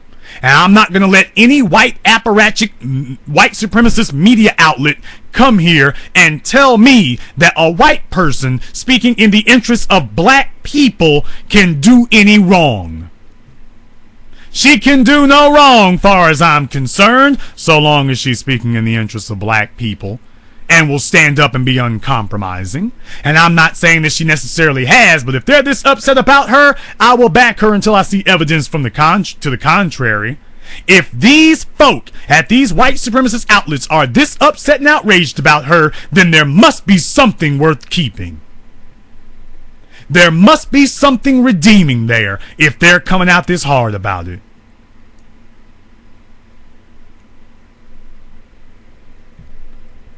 Caller from 404, you're on live with the Black Channel. Hey, Jason, this is Nicole. Okay, you're going to need to take your phone off speaker. We can barely hear you.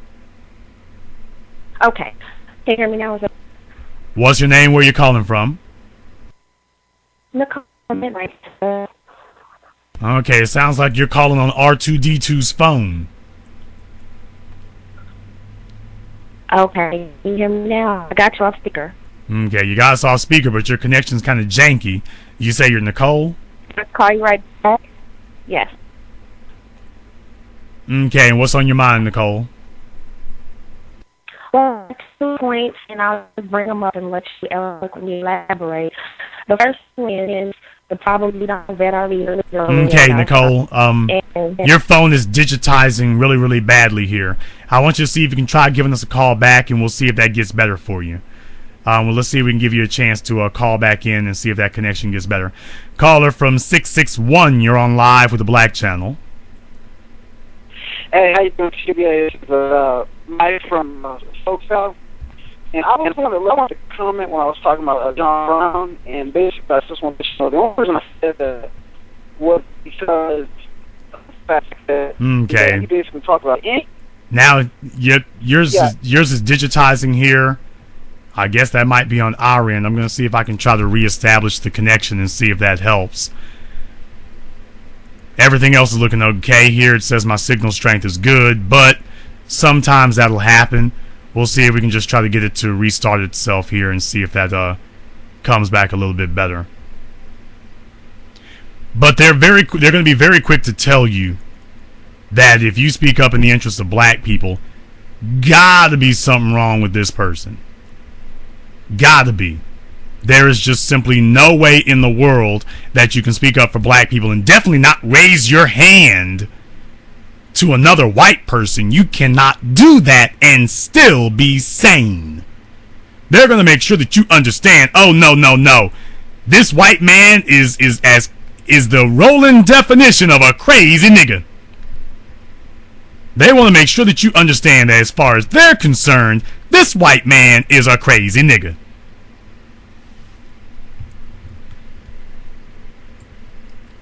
No way in hell that he is sane. Absolutely not. This is another example of them trying to pick your heroes for you.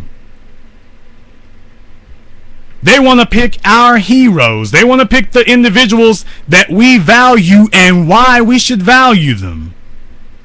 But you notice they never allow you to do that. They never allow you to go in white circles and to dictate and tell them who is valuable and who isn't, who's right and who isn't. They don't allow you to do that. You come among black people and they're very quick to tell you that, okay, this is who's valuable.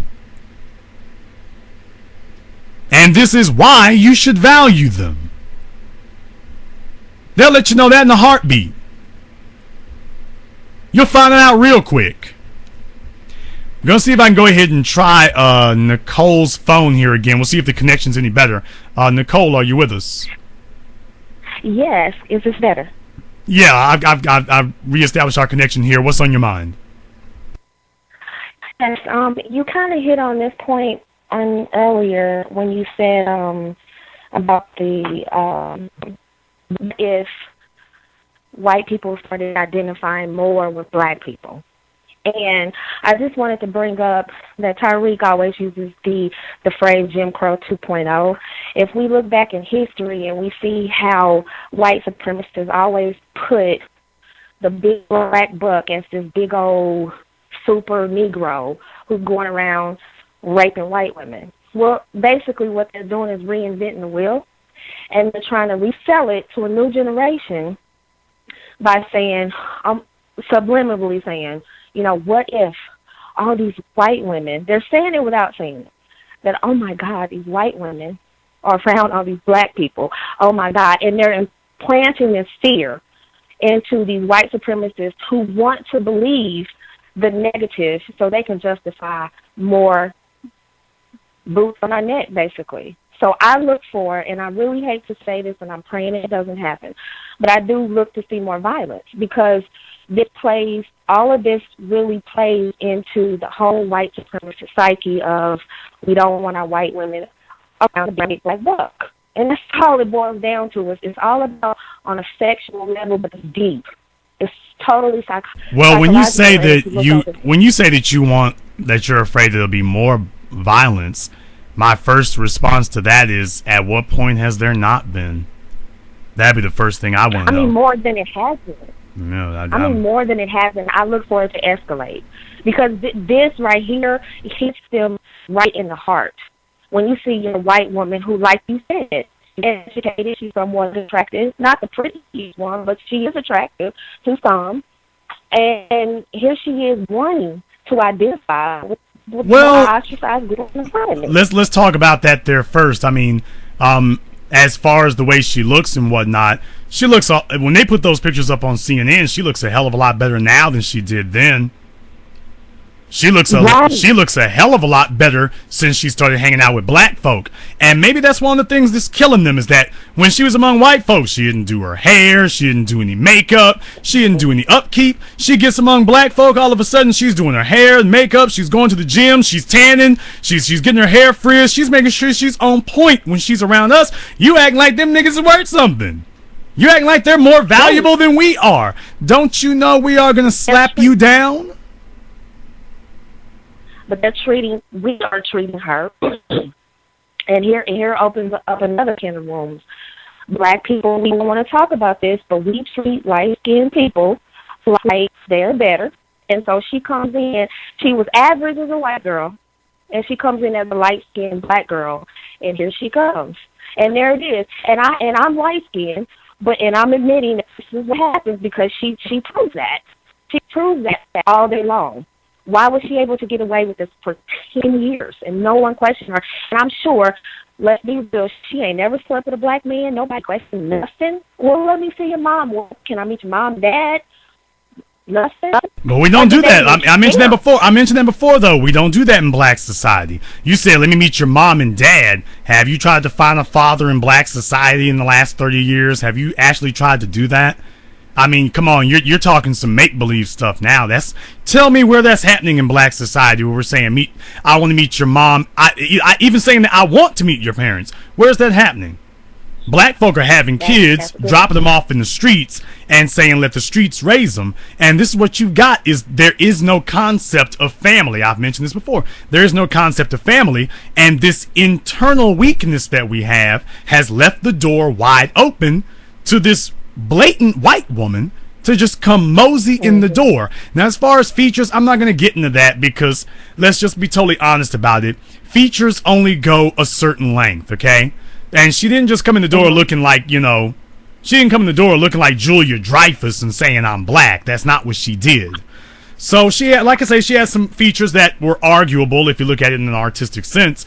But the real question here is, why is it that someone was allowed to be president of this place, of the NAACP chapter in Spokane, claimed to be black, and nobody did any looking into it? And what I'm telling you is for the same reason we didn't do any looking into Obama. We didn't look into Obama and ask what connections to the black community he has. So why would we hold her to a higher standard than the president of the United States? We don't. This is part of our cultural pathology as a people. We never vet other black people.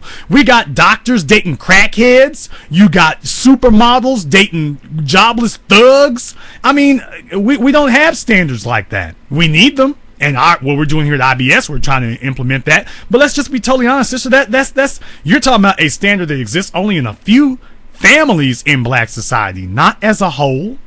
And her people know this, and she knew this. She knew that nobody was going to actually realistically ask that question. And let's just be honest, it took a white man to show up and actually start asking those questions. Black folk didn't ask it, because we don't ask it of each other now.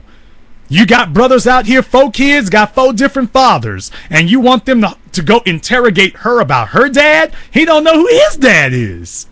The black male, 75% of your black children today are raised in single mother homes. Don't you know that you've destroyed the definition of father? How is this boy going to properly interrogate somebody else about their father he doesn't even know his own?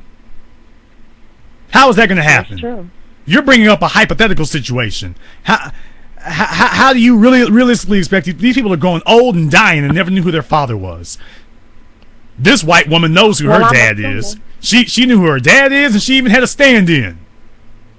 The game is that deep. She made sure she was covered. Mm-hmm. Well, I assume as a lot of black men, when they date white women, they assume to have a better situation. They assume to walk into a better situation. So I would assume that she would expect for her to come from either a black daddy or a white mama or at worst a tragic mulatto. I mean, just the fact that someone's courting her or dating her or even screwing her and not even asking questions like, what you doing this weekend? Where you going Labor Day? I mean, it's just basic questions that in 10 years, no one's done anything. At best, they probably pass her off as an octagon or quadron. Yeah, I think she's with a black man. So the real thing about it is, you say, well, but what's she doing for the weekend? I mean, she's with a black man. But the thing about it is, we as a group, we beyond just knowing him, why weren't there questions? When she chose a man to claim that he was her father, she chose the darkest black man she could find. She wanted it to be indisputable. This is a white woman, arguably with a tan, who found the darkest black man she could. And you all should know, by genetics, there's no way that a man that dark, even with a white woman, is going to produce a child that light. There's no way. There's just no way. But she knew that in black society, we don't interrogate each other like that, because we allowed the single mothers to destroy the home, and for that we've adopted a societal weakness. And she exploited that. She exploited that weakness, even though she's not really trying to be harmful. She exploited that weakness to her advantage. because she knew it was there. But guess what? The rest of white society, Asian society, Arab society, they all know that we're the people of fractured homes. They know that. They know that the white folk are the only ones who can really pass themselves off.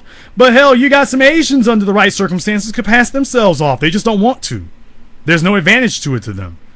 They don't want to be in, they don't have an emotional schism that leads them to want to be in charge of to be really surrounded by a bunch of black folk like that. They don't have that. But they know it exists. The only people fooling themselves about that, trying to pretend that everybody else doesn't know it exists, is us. We're the only ones pulling the wool over our own eyes. Blowing smoke up our own noses. We're the only ones acting like that. Baby, everybody else on earth knows how screwed up the black home is. Everybody. And it allowed this to happen. Everybody else knows that the elders of black society do nothing and leave nothing to their children.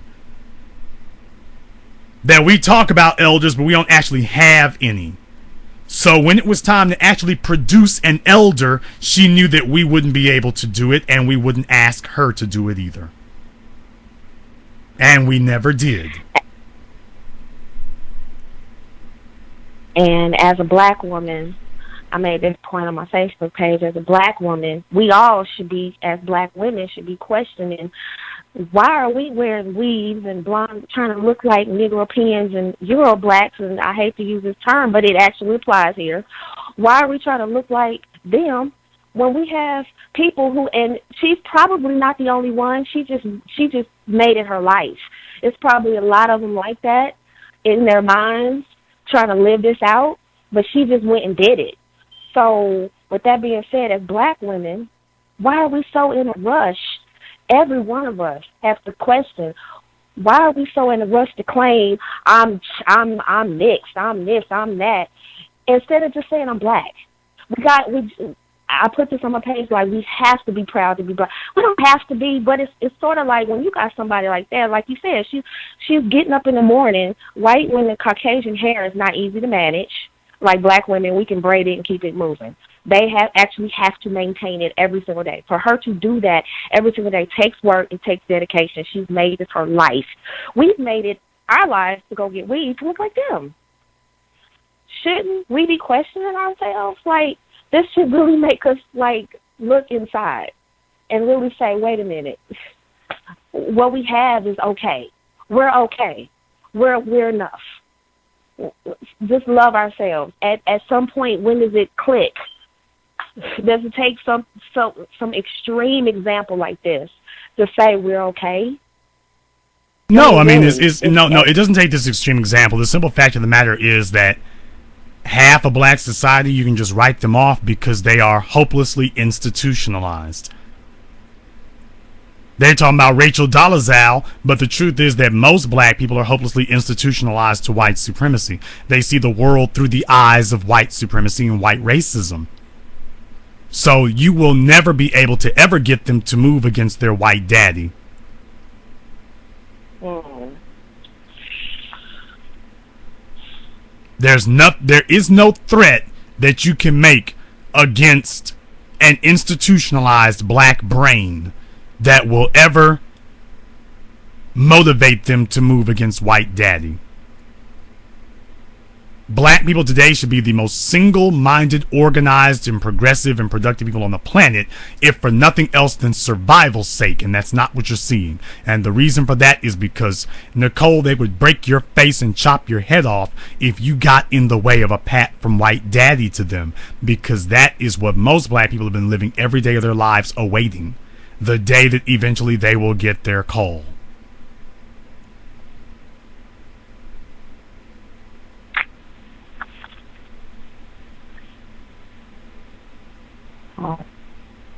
We should be like an organism.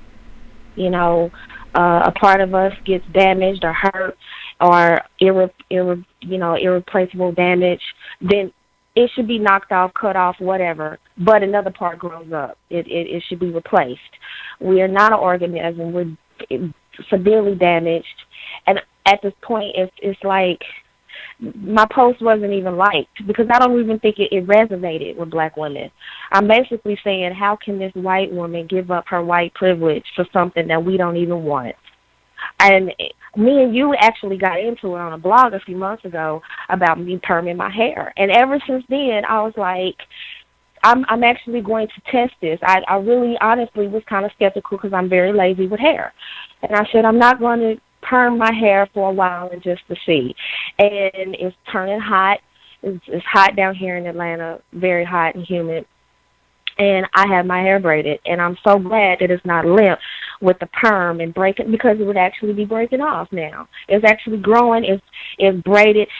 So in essence, what I'm saying is we have to be proud of us. There's no way I needed to buy weave, get a perm, do any other chemicals. I was just beautiful just the way I was in my natural state. And that's why I want our sisters to be, because for a Caucasian to be born with what we're trying to get to, and she's saying, I don't want that, I want what you have.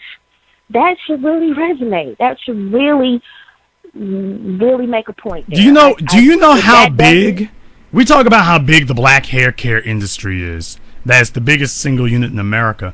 Do you know how big the white hair care industry would be if white women had the same emotional schizophrenia that black women do? Can you imagine the gargantuan size? Because we don't really have a black hair care industry. What we have is a black emotional dysfunction industry. We have an emotional delusion industry.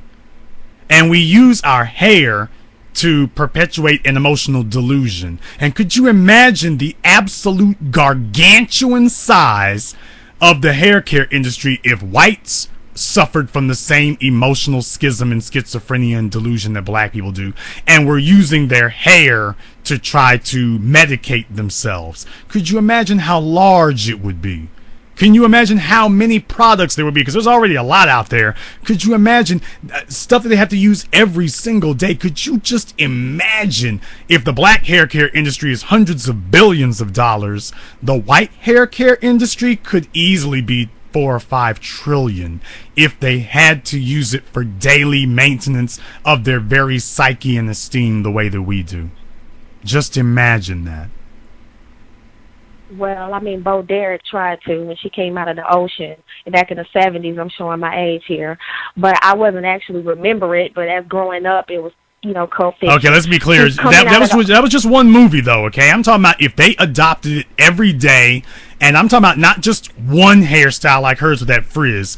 If they just had to go down the whole gambit of afros and frizz and French curls and braids and weave and the whole nine, cornrows and the whole 9 yards, if they had to go through everything, if they did like black folk try to do and try to emulate every single one of ours, the way that we try to emulate every single one of theirs, to the point that they don't even go outside if their hair is not in that condition. They won't even leave the home. Could you imagine how gargantuan that industry would be if you could convince these people to hate themselves enough to adopt that? But first, you'd have to be able to accomplish that. Exactly, they kill it. I mean, after she came out of the ocean with those braids, white women went crazy trying to get braids. They were flooding black shops back there in Los Angeles trying to get those braids, and they killed it. They made sure it did not take off. Like it didn't take off. It just kind of was, faded out. They made sure, because that's going against their group, and they weren't going to let it happen. I'll let you have the last word. Thank you for taking my call, Black First. Thank you for joining us here tonight. Please do give us a call here again. Let's get another caller here probably before we wrap things up. Let me get caller from 832. You're on live with the Black Channel. TBA? Caller from 832. Last try. You're on live with the Black Channel. TBA? Yes, you're on. Can you hear me? Oh, this is Omekian Descendant. Omekian, what's on your mind, brother? Not much. Just saw some of the stories that's been out lately, and then I guess the latest scandal is this Rachel Dolezal. And kind of going off what you said, yeah, if they did adopt or co-opt our black women hairstyles, it would be a gargantuan industry. But unfortunately, we wouldn't be able to receive that money because we're not in a position to sell those goods. Oh, you just broke a lot of hearts out there, brother. Even if that industry did kick off, it would only be white people making white people rich because we're in no position to capitalize on it. And even if we were, we would just sell it to the Asians. So ultimately, the Asians would wind up fighting the whites for control of it. So very good point. Please continue. I found it interesting that she was able to live this white woman in blackface for what, 6 years or 8 years? 10 years. They say she's been going back as far as 10 years. They've identified where she's gone back as far as 10 years, identifying in some way, on paper that way, as far as when she first started mentioning it to people. Because remember, her family was telling you that even as far back as her as a teenager and whatnot, that she was, identifying with, that she was really interested in ethnicities and diversity. But how many times was she trying to talk to a black fella and identified herself as mixed? How many times did she realize that all I gotta do is say mixed and these Negroes bow to me? How far back has she been doing that? How long ago was it that she realized that would happen? I wonder. Yeah, only one can wonder. And then I wonder, now, how does she make it to a leadership role in NAACP? Which I find it, what she did perverted and disturbing, but I find it hilarious that this quote-unquote mixed woman, this white woman, made it to the leadership position. She's giving lectures about black hair, black history. She was smart, though. Let's just be totally honest with you. She was smart. I say smart in that all the pieces were already put into place. I mean, she's got a bunch of folk around her. These are black males who are her adopted brothers. And if you ask them, is that your sister? Their answer to you will be what? Yes. Now, you can take them off in a room by themselves and interrogate them for hours. If you ask them, is that woman your sister? Their answer to you will be an unqualified yes, and they will pass any lie detector test you give them. They were raised with this girl. And if you saw the pictures with the family since they were young children, looks like they were like 8 or 9 years old. So their earliest memories go back to being with her. This is their big sister, Rachel. So they identify with her on that level. They all had an oppressive family structure she had an oppressive mother and father. They going into an oppressive society. She identified with these boys. So she has grown up all her life around black masculinity. And so she is comfortable with it. She is comfortable with it and identifies with it. So turning her against that, when it's time for her to go to school, she made a conscious decision. I'm going to Howard. I will be the only white thing up in there, but I'm going. All these other schools she could have gone to, but I'm going to Howard. Once she went to Howard, brother, it was over. She's deep cover. She's got a family of black males who will identify themselves as her brother. She's got a historically black college that says that she is one of our students. Since we as black folk, the single mothers made y'all afraid to ask about the black family unit, so white supremacy didn't do that. The single mothers did that one to you. So since no one's going to ask that question, on paper, she checks out. On paper, she checks out. And just imagine if she was a subversive. I'm not entirely sure she's not, but just imagine if she was a subversive, the way she could have steered that organization to just screw over the black community in her area and nationally at large. Well, to be totally honest with you, though, brother, as Attorney Alton Maddox once said, that one of the things that we as black folk need to do is we need to stop this thing where we worry about what other people got and instead focus on how strong we should be. Because once you become strong enough, it doesn't matter who's subversive or who isn't. I submit to you the most subversive individual who's doing the most damage to most black people in the last decade is Barack Hussein Obama, a man who's almost as dark as we are. And married to a black woman. President of the United States, fully vetted by the national and international media in front of the world, and yet he's done more damage to black people. He has been more subversive than any person you could name. Anybody. But when you are a weak people, anybody can be subversive. Anyone can. Yep. So the real problem is that if we were a strong people like we are supposed to be, then it wouldn't matter even if she were. It would be hard as hell to find out because our game would be so strong. She would have to be, most of the people who she would want to work with to undermine us would be afraid to talk to her. They'd be like, well, yeah, but you said so much in support of them. Well, I know I had to do that to get them off my trail, but don't worry, I'm with y'all. Well, I don't know about you, though. We got you on video. I don't know. It'd be impossible to do that. In black society, it doesn't work that way against white society because they force you to do all this stuff to the point that we don't even understand codes. Black people have been unable to establish a code against white supremacy because most of the time the code speak has to go through the filter of white society. That you have to say it in such a way that it doesn't alarm them. And they're so strong that they are super sensitive to anything that actually addresses them or references them. And they take immediate action. Ask Isaiah Washington. They take immediate action. In black society, somebody can sit here and call us nigger to our face, and we'll sit here arguing over whether or not they can.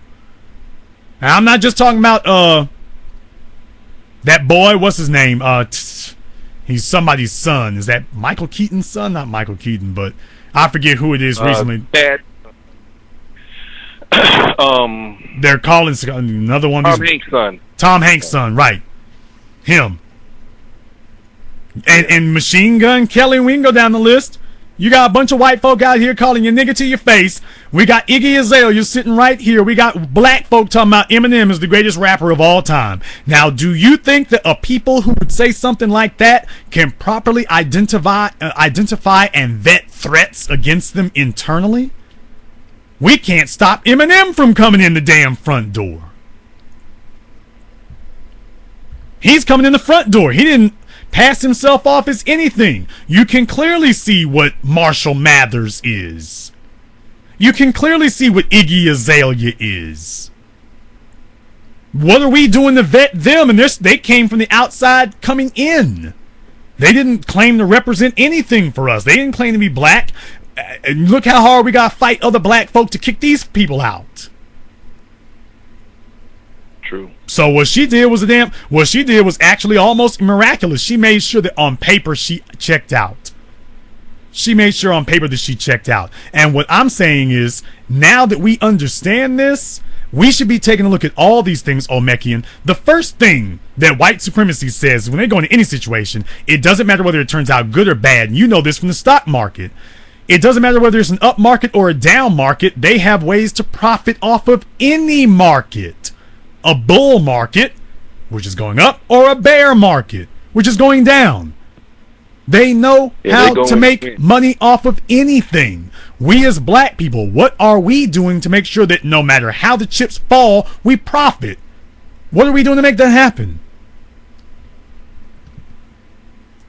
We're not doing it on any noticeable level that I've ever seen. You know, we're not doing it on any real level, any real scale. You know, they appropriate the culture and they get rich. We invent it, they appropriate it, then they get rich. But because that's their code. Ultimately, they take it over. That's their code. They have a societal code that says we are here for the purposes of power, wealth, and influence. That is what informs all of our decisions. How does this affect our power, wealth, and influence? That's the code that we as a black community have not adopted. Because we've just said, oh, we're not going to have any power, wealth, or influence. We're going to take religion or whatever whatever religion you insert, whatever you want, and that's what we're gonna get our pie in the sky. You know, we don't think about what we need to do right now to ensure our survivability and our economic elevation and solidify our generational wealth. We don't think like that. And that's why we have every genre, everything that we invent, whether it's from the scientific realm to music. We keep complaining we get it stolen. They're looking like us. They're infiltrating us because we wide open. And if we had that mentality, if that was our pathology, if that was our code of ethics, then we would be able to turn every situation that happens to our advantage, including something like this. We'd have people sitting up here saying, I don't believe this mess. Give me a damn break. There's no we should have a position for her to play, but we don't. Because black people are not actually pursuing power. The NAACP, as I just explained to you all at the beginning of the broadcast, they said that they're here for all ethnicities. What that means is you're here for no one. You're not here for anybody. You got a bunch of black folks standing there saying that we're here for all ethnicities. So what the hell are y'all, Captain Save-A-Ho for the world? You don't represent anyone. I want an organization that represents my interests as black people. And you're telling me that you do not represent my interests as black people. So no wonder she wound up there. It shouldn't be surprising at all. We speak about the NAACP as a black organization as an historical anecdote. In reality, they're not that. They just sat there and told you that they're not. They are as schizophrenic as they can be. They're schizophrenic as they can be. She saw it and she took advantage of it. That's exactly what I thought when this story broke. I knew when they said she was the leader in the NAACP, it's because they're an organization that stands for nothing. And she saw the weakness in this organization, and she actually saw the weakness in black people's thinking. She knew they would just want to believe that she was Thank you. That was epic. I mean, you just repeated what I was saying here before, but that we don't ask questions. You took it to the next level. She understood that black people wanted to believe she was. Black people are so desperate to swell the ranks that we, even though this woman is clearly standing in front of you like that, that we would want to believe she was. We were so desirous to believe that she didn't even have to sell us on it.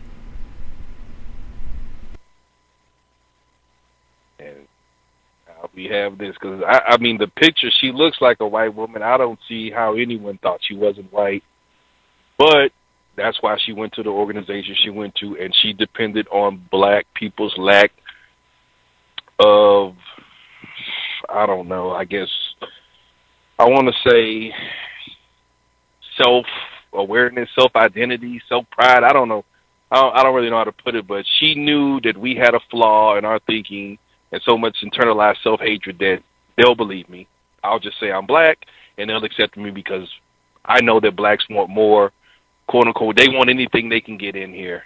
Question. Olmekian, you just asked a question. Question, though. Yeah. What is the black identity? Because you said that she understood that people would not question her identity and whatnot, and our identity is so messed up. Olmekian, what is the black identity? What is it? To me, the black identity is one. Okay, thank you. You really just started off. You really just answered the question with your first two words. To me. Now you remember what I've always been saying now to you all since day one. America has 40 million people, and in reality, we have 40 million individual special interest groups, where the definition of black itself isn't even something that we as a group agree on, and because we as a group do not agree on it, we do not enforce it, and because it's not enforced, here comes Rachel Dolezal. Exactly.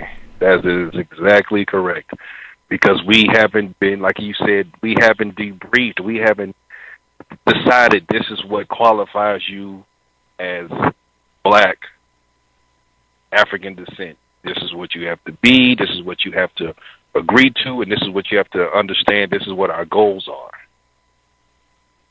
Now, of course, I believe you have to be melanated and everything like that, but we don't have no group agreement on what is black. There is no group identity of what qualifies us as black. Her parents were able to go out to CNN and call them in and say that our daughter is not black. Now, I don't know if they went so far as to say she's white, but they said our daughter is not black. She's not black, because they understand what their identity is as white people. Asians understand their identity as Asians. And there is a group definition. There's a group definition. In black society, there is no group definition. Yeah, none that's concrete. I guess it's just kind of loose. If you look black, you're black. Is what we have now. You know, the kind of way it operates right now. If you look black, you're black. But there's no standard. There's no requirement being enforced or being even educated or communicated to the rest of the black group. There's no standard. And that's why we're wide open, and that's why we have Rachel Dolezal. And that's what she played upon. And if we as a people had an agenda, then that never would have happened.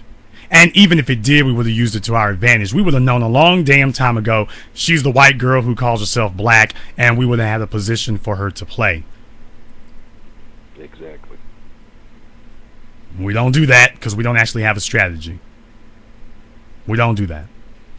I'll let you have the last word, brother.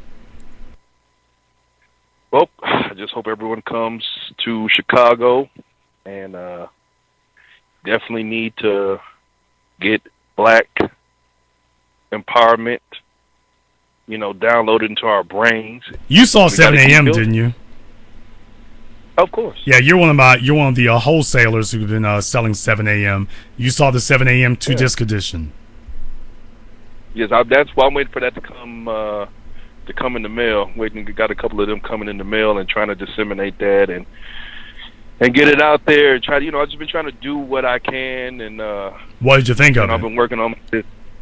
I thought it was great. I thought it illuminated every aspect to the answer that we need, which is money. I mean, we're weak because we don't have money, and they hate us because we're black. I mean, it's simple. I mean, they've shown us who they are, but they can victimize us because we don't have the funds to control our own destiny, control our own neighborhoods, create our own neighborhoods, control them, and have our own businesses. You're not going to get anything done politically if you don't have any money to influence what you want done. I mean, you see the McKinney situation. 15,000 blacks out of 100 and something thousand, because I've been up to Dallas a bunch of times. I do business out there. So, I mean, the blacks are totally segregated outside the city almost. And I noticed that right off the bat, just after maybe 2 or 3 trips to Dallas. There are no black people working there. It's similar like that in Houston. It's a little more bigger black population, but as far as the work and business ownership here, it's abysmal. So, well, I hadn't been back to Dallas really to go around for a while, and it opened my eyes when I went there a few weeks ago, and definitely, pretty much, I'm calling the game now. Go ahead and throw in the towel. I'll let you have the last word, brother. Well, just Black First TBA, and we gotta keep hammering and keep pushing and keep connecting with like minds. Black First. Black First, as always. Thank you very much, here, brother, for joining us. You're doing great work out there in Texas. We appreciate that. Let me get caller from 404. You're on live with the Black Channel. Black First, Brother Jason. This is Tim Jackson calling from the A, currently in Louisiana, trying to get back to Atlanta. What's going on, bro? Drive safely. It's storming in some places out there. What's on your mind? Nothing much, man. This story really tickled my fancy, man. I mean, like, I'm a little flattered, to be honest with you. Very interesting, very intriguing. Of course, I guess you can look at the negative aspects of it, like, okay, she played on the weakness of black people, the fact that most of us, like you said, don't know how to identify ourselves and want to accept anybody who's willing to say that they're black, you know what I'm saying, so we can try to attach ourselves to anything that doesn't look like us specifically. So that is, I guess you can look at that as a bad thing, like she exploited some of our weaknesses. But if there's a white woman out there who hates her whiteness and wants to be black and wants to be a soldier for black folks, I'll take her over Raven Simone. I'll take her over Stacey Dash. I'll take her over for personally, I see personally, you know, I'll take her over my girlfriend's roommate. I think you make a good the point. Biggest coon I know. I think you make a good point. Hey, they can keep Stacey Dash and Raven Simone, and we'll take Rachel Dolezal and call it a day. Y'all can have them too. Exactly. We'll keep her. 90 seconds. And let's roll with that. And you know, and real quick, you know what I'm saying? I know you're about to end your broadcast in a minute. I can't wait to listen to the playback because I caught it at the last minute. You know, I'll get personal again. Of course, I mentioned my girlfriend's roommate. She's a young coon, you know, nice girl. I mean, love her to death. She's funny, she's sweet, but she's one of those girls that got that college degree and she's looking for that pat on the head, and she listens to people like me who's all for black empowerment, loves my people to death. I mean, I don't hate white people, but I don't particularly like them all that much. I mean, of course, I grew up in Atlanta, and it wasn't until I became an adult I really learned how to function around white people because I didn't have to deal with them like that growing up. But anyway, saying that to say she looks at my pro-blackness and my being a soldier for my people as a response to some kind of daddy issue that I have. Because, of course, me and my father don't have the best relationship. 10 He's seconds. a civil rights coon, the failure generation that Professor Black Truth talks about. So she looks at that as some kind of emotional schism. Oh, I love black people because my father sucks. And I'm like, well, first of all, I mean, because in her mind, nobody loves black people that much in her mind. And so the point I'm making is, here is a white woman who for the last 10, 12 years of her life has lived as a black woman. You know what I'm saying? And then people are thinking about the fact that what do you think went on in her house? Why do you think she disowned herself from her parents? Why do you think she adopted one of her younger adopted siblings as one of her own children? Like, she's raising the younger of the child. I don't know if it's male or female, but she's actually raising the youngest of the children that her parents adopted. Like she's mommy. Well, we don't have to ask those as black people, we shouldn't ask those questions. We should ask the questions that empower us. She's already done what she needs to do to qualify herself. She's already done what she needed to do as far as that's concerned. We should be using these things to our advantage, but that really only matters if you see that other people are at war with you. But then again, we don't have a national agenda. As I say with an Olmekian descendant, what is the black national agenda? What is the black national identity? We gotta fix those things if we're gonna make anything else happen correctly. I'll let you have the last word. Well, thanks for taking my call, brother.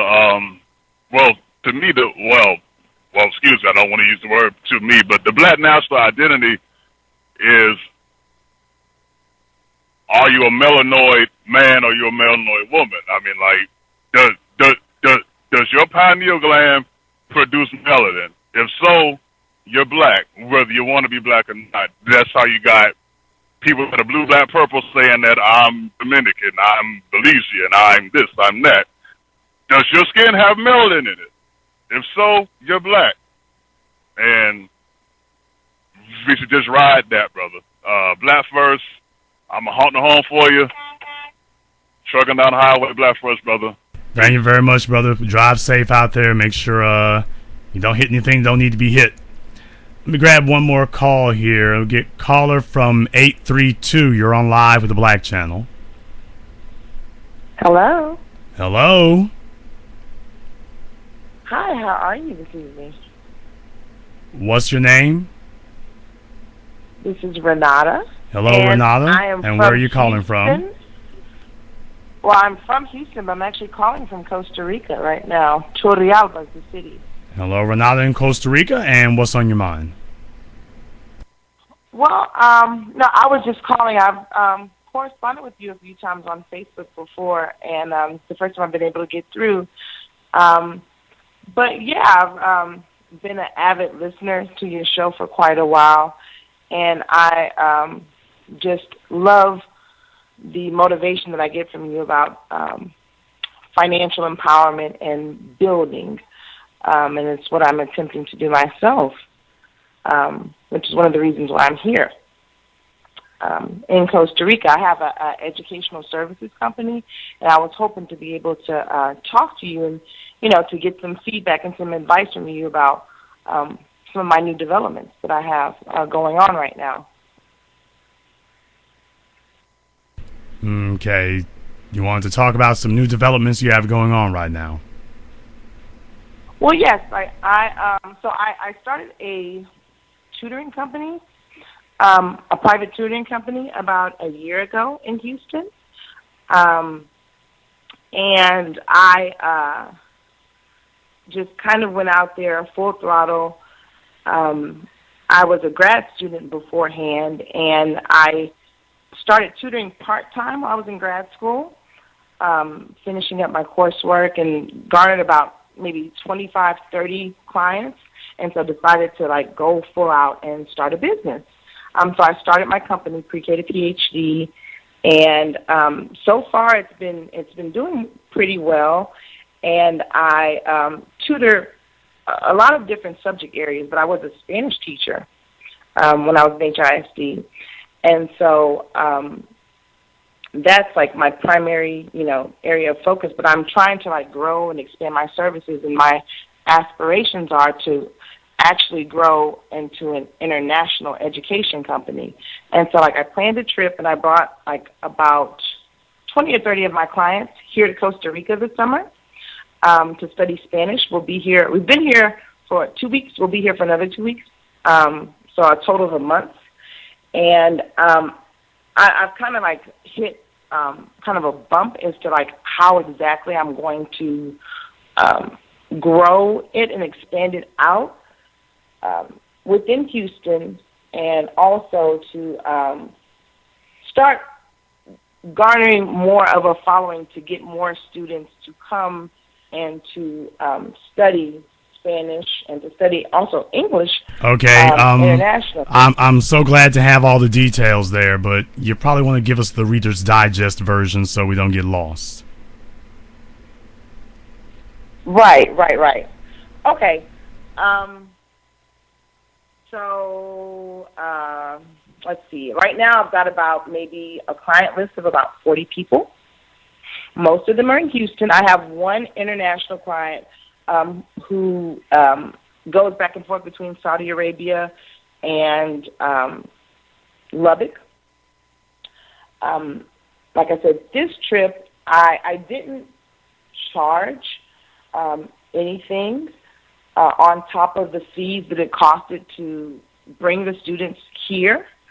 But what I'm trying to do is to set up a school right now in Costa Rica where I don't have to use a middleman anymore to bring my students. And I want to get, let's say, maybe 10 of the clients I have now are Spanish language clients.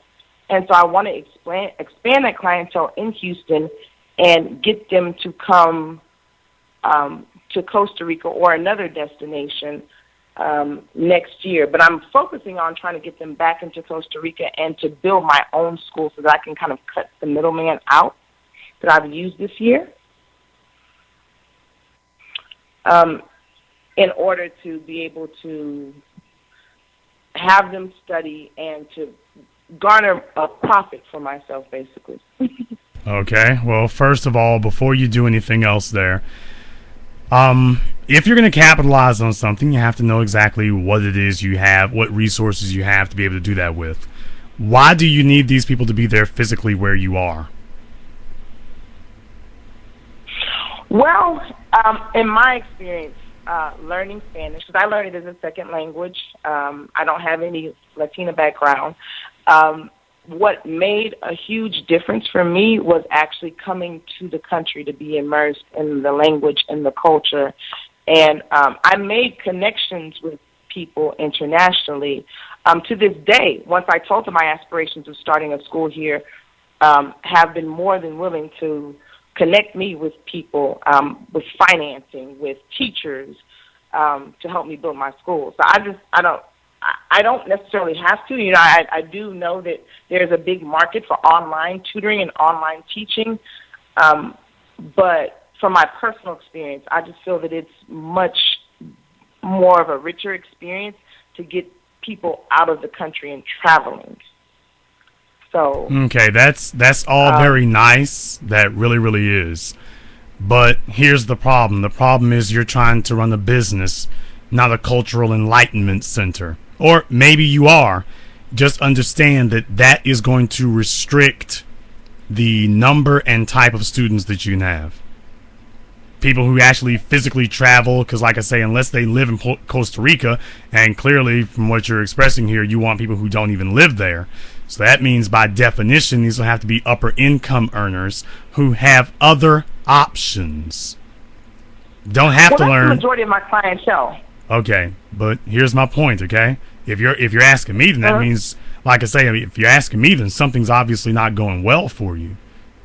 So, what's the issue? Well, it's not that it's not going well. I just feel like that, from hindsight, knowing if I had done a bit more careful planning on the financial end, I probably could have earned a lot more in my first year than what I did. And so I'm just trying to find that factor, because I did do actually pretty well. I've been able to completely supplement and even double, a bit more than double, actually, for my income when I was a teacher. Okay, Renata, you must be a teacher, because you do have a way of going on for a little while. We're gonna have to first thing you're going to do is try to say as much as you can in as few words as possible, not to try to be as descriptive as you can be.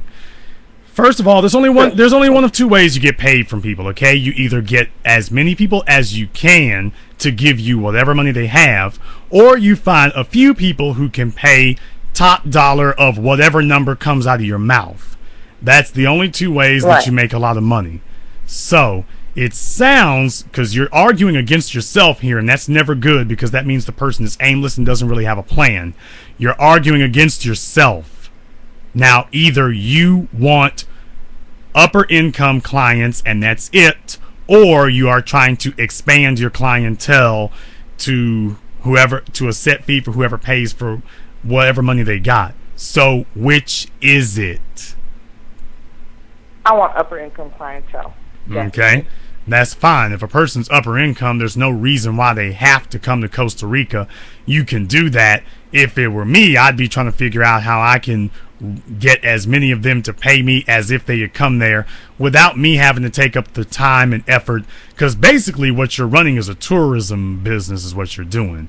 Now, if that's just what you want to do, that's cool, but I'm in the business of making money, and having worked for almost all of the major telecommunication companies in this country, 99% of the people that we dealt with were either over the phone or video conference. We tried to, as a matter of fact, if you all know with your cell phone bills and stuff, we actively worked to put as much distance between us and the customers as we could. So if there was anything we could do online, over wire, we communicated electronically. We tried to limit that because we understood electronic communication is where your money was.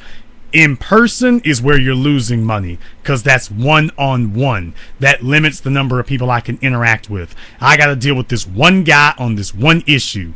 If I can deal with 4 people simultaneously, that's 4 revenue streams I've opened up. I got to deal with this one guy. I've limited myself to a quarter of what I could be getting. So what we're lacking here is a strategy. Question number 1, is having these people physically come to Costa Rica the most cost-effective way and the smartest financially for you? I don't see how that's possible. You might personally prefer that, and maybe you got some other reasons you want them physically there. whatever that may be. It'd be nice if I knew that, because there's really no cost-effective reason for them to come there. There's no reason why it makes more sense for them to fly to see a tutor than it is to Skype one. That makes no sense. Well, it immerses them. They can do drills and be immersed. There's not really a whole lot more they're getting. Is it nice to be in that environment? Yeah, but if they don't live there, it's costing them a fortune to go back and forth. I don't see how that's financially smart for them when they can have a teacher immerse them in whatever country they're in.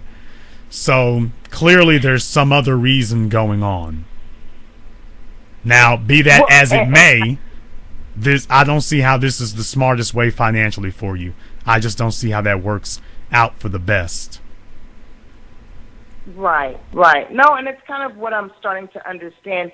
It is the best way in terms of language learning to just drop yourself off in the country and have to, swim your way through. But that's only for those who can stay. That's only for those who can actually stay. 99% of the people that you deal with, including the customers you have now, they're not going to be flying in and out of the country. That would be crazy. That'd be like $500 a lesson. That would be crazy. They're not going to live there. So since most of your customers are not living there, the real question is, what are you going to do then? Now, the thing I would be focused on is, how can I make the most money with the least amount of work? With the least amount of effort and expense on my part. Yeah. I would want to identify the clients who are going to be able to pay top dollar. I would charge them that, and I would try to figure out how to service them as quickly and efficiently as possible. And bringing them into the country is the slowest, most inefficient way possible. So literally, practically anything else you came up with the sole exception of, postal service letter carrier, would be more efficient. You would literally be more efficient and make better money talking to them on the phone than requiring them to fly into the country. Now, you've got your reasons for it, and that's fine for those who can do that. If they live there, fine. If they're visiting there, if they insisted on it, I'd be like, okay. But other than that, I would be charging them the same thing that you got them coming to that island for. I'd be charging them that to talk to me on Skype. Right. Makes sense. How do you charge for lessons now? How many lessons in a month do you have these people do? Okay, well, when I'm private tutoring at home, back in the States, and it is me, I have a couple of other tutors that are working under me. But I come to their homes, and I charge hourly. I have an hourly rate, and it depends on the level of service that I give as to how much. But let's just say in the price range, I'm charging anywhere from $50 to $100 an hour per, tutoring session. Some do 1 hour, some do 2 hours, but I don't take anything less. Okay, at $100 an hour, how many days a week would you require a student to work with you? Actually, it's at their, I offer what's called a concierge-style service. So they purchase basically tutoring packages. They may purchase 10 or 20, up to 40 hours a month, and they're able to use those hours at their discretion. So some people I see maybe 1 day a week. I have some clients I see 3 days a week. Some I may see 4 days a week. It depends. But I just have them purchase that monthly package. And if they purchase, the larger the package they purchase, the more of the hourly. Like I give them a small hourly discount.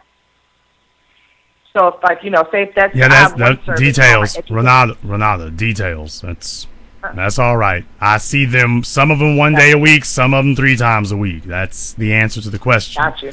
Now, with that being the situation, basically. There's no reason why you shouldn't just be Skyping these people. There's no reason. Okay. I mean, you could do more than that. That's fine, I guess, if you choose to do that. But I don't see any reason why you would. Charge these people $200, and what you need to have is more set, to be totally honest with you. Because the other thing is time management. These people should not be allowed to choose at their discretion. You need to have windows of time that are given out by you, but not at their discretion, because then they are dictating your schedule, not the other way around. There is no way that you're maximizing your efficiency or income when your customers are dictating when you work. Right. So that's the other thing that you need to tighten up there, is you need to have a schedule that is given out by you, not by them. So you know who's coming, when they're coming, and how long they're going to be there. But other than that, you need to charge them the same regardless. Now, when they come into Costa Rica, are you leaving your home to go see them, or are you bringing them where you are? No, actually, I led a group of people, and I organized everything for them to come, because these are people that they're our clients back home, but they wanted, a long-term experience of actually being immersed in the country. And so I organized the trip and planned. Yeah, but how long is long-term? How long is long-term? Anywhere from a month to 3 months. So most people, like when I did this program, I did it for a whole summer, so 3 months. But this particular group is coming for just a month. Okay. Well, in their case, like I say, it's only going to be a month. There's only so much you can learn in 30 days. If you can learn a language in 30 days, forget Rosetta Stone. If you can learn a language in 30 days, we wouldn't need language interpreters. People would just get a book and do 30 days and that'd be it. So really, how much can they actually learn in 30 days? They're really just visiting for the sake of visiting. There's not going to be a lot you can do in 30 days. Right. I mean, it's you can grow quite farther, but that really depends upon the desire of the person. Because anybody can come to a country, like we're in a big group, but if you go and speak English all the time, then it's not going to happen. But say, for example, me, I spent 3 months in Latin America, and I went from being pretty proficient to being able to pass all of the examinations I need to pass in terms of fluency, to become a teacher, to become a translator, interpreter. Yeah, but you had already but that was based on what you already had on your belt. I don't know where along the line each of your students are, but what I'm saying is 30 days is not much. 90 days, that's a little more significant. 6 months, you're going to have a lot that you can do with people in a lot of time. I'm saying all that to say the 1 month option, I'm not even really sure if you're going to do that. That's really just for them to have an opportunity. I would just consider that to be more like a walking test. That I would just consider that to be a live fire test where, okay, everybody, after you spent this time, like you could charge them even more for that, because that's like a tour. Now for something like that, how much are you charging for that immersion option for 1 month? and this is the killer. And this is where I realized I need to get more business advice. I didn't actually charge anything on top of what it cost me just to get them here. What did it cost you to get them there? In total, I think I brought the school about $30,000, a little over $30,000. How many people? That I'm working with right now. How many people? There were in total, including myself, and I brought my daughter along, and I got her passage. Students only. These are the people who are supposed to be paying. Students only. 18 in total, 16 in staying for the whole duration. Okay, so we had 16 people who actually stayed for the whole thing. Now, we'll count the 18 because ostensibly you would be charging them up front and they'd have to pay whether they stayed or not. Now, here's the thing. You said that, now when you said it cost $30,000 to the school, you're saying that you paid out of your own, or you or the school paid to bring them there. Did you pay or did the school pay to bring them there? No, sir. All the individual participants paid, but it was just my responsibility. Like, I took the responsibility of so these arranging everything. Where they stay? Okay, I got that. Where did they stay when they were there for a month? Oh, we're all staying in local homestays, so we're staying with native Costa Rican families. Okay, so this is more like a student exchange without exchanging students. You found a host Yes, sir. family and Exactly. stuck them off with them. That's not actually half bad, to be totally honest with you. Now 18 people and they paid $30,000. So I mean, they were paying what, $1,500 a head, essentially. Anywhere from 15 to 2,000. Yeah, they should have been paying 3 or 4 times that. Right. Was No, a I realize- vacation I realize package, that. a vacation package to Costa Rica through a travel agent, or just, you know, online or whatever. How much would it cost for you to stay at a hotel, even at the Fleabag Inn in Costa Rica for 30 days? How much would that cost? How much, you know, with your airline fare and everything like that, how much would that actually cost? So if they arranged a tour to go over there, if they arranged that, you know, how much would that actually have cost them? In total, it probably would have cost them about twice as much.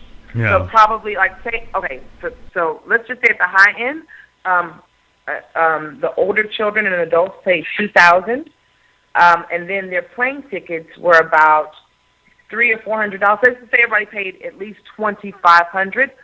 Probably to stay at a hotel, they would have at least been looking at $4,500 to about $5,000. Yeah, so I mean, just whenever you have like travel agents and travel guides and you go on a travel tour, like I say, I mean, $4,000 to $5,000 is the average, especially for them going to Costa Rica. So really, to be able to go there for a month in Costa Rica and for only $1,500, $1,800, that's a steal. I don't know. Did that include their airfare? Well, okay, the $2,000 was just for the schooling. It's their home stay. They got 2 meals. Renata. And they also were getting midweek lessons from me. Renata. Sorry. You are suffering from black woman's disease.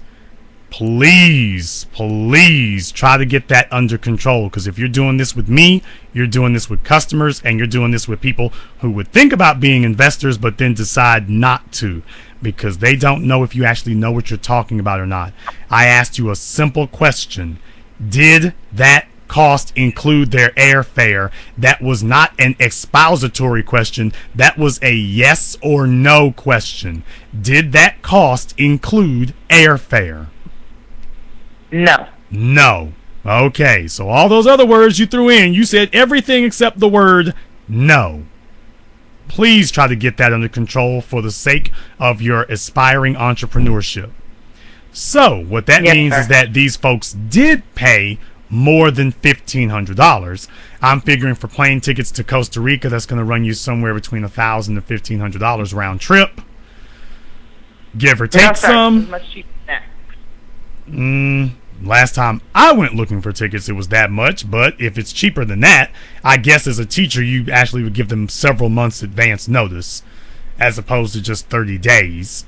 So if you can get it for cheaper than that, hey, if you can get tickets from America to Costa Rica round trip for less than $1,000, jump on that. Jump on that quickly. Okay, with that being the case, even if it was only $800 round trip, like I say, they're still getting away with only $2,400, $2,500. Yes, that's about the figure. Yes. Okay, so like I say, I mean, they're automatically knocking off an extra $2,000 to $3,000 off of what they actually would have paid had they gone through, you know, a travel agent and gone on a overseas vacation tour or something. So I said all of that to say this: yeah, you could have charged a lot more. If I had to deal with those kind of folk every day and whatnot, I would make sure there was at least $5,000 to $10,000 going in my pocket. I'd make sure of that, especially if I had to deal with them, especially for a whole month. I would want something closer to $1,000 a day to deal with them. I'd really want something closer to $1,000 a day. So when you say $30,000, that's good. That's my cut. I don't know what the school gonna get, but this is mine. So that would, especially if I have to deal with them one-on-one, you got people's attitudes, you got their frustrations, they're acting like children about things. Now, you did park them with some host families and stuff, so you're not actually dealing with them that much. So if I could get away with seeing them for only 2 days a week, and I'm taking $4,000, $5,000 a week, actually it'd be more than that, so it'd actually be closer to like $7,000 to $8,000 a week. If I could take $8,000 a week and only see these people for 2 times a week, that's good. And not because you're not giving them something. Like I say, this would be a walking test. So their job is to deal with people who speak Spanish. It's not my job to stand over them and translate for them. It is their job, like a child, to start learning. So my job would only be to debrief them afterward. But for me, it would be 2 days a week. I'd hit them for 8,000. I'd make sure I've worked it out so it's 8,000, but they would be dealing with their host families. Now, I don't know how you compensate them or if you compensate them or whatever, but for me, that's what it would be. Now, that's for the immersion thing. For the rest of the time, it would be, I would strictly be Skyping with these people. I would not be spending hours of the day traveling to go deal with them one-on-one. Sure wouldn't let them come to my house or whatever, especially if you don't know who's coming. And even if you did, I wouldn't be wasting the time doing that. I'd be dealing with them strictly electronically, and that'd be it. Right. It'd be correspondence and nothing else. I would offer them the perk that, we have a 1 month immersion and we have a 3 month immersion. And the 3 month would be somewhere in the neighborhood of 10 to 15,000. Maybe 12,000 if I'm generous, but for a full immersion, that 3 month thing, I'd want at least 10,000 out of that per head.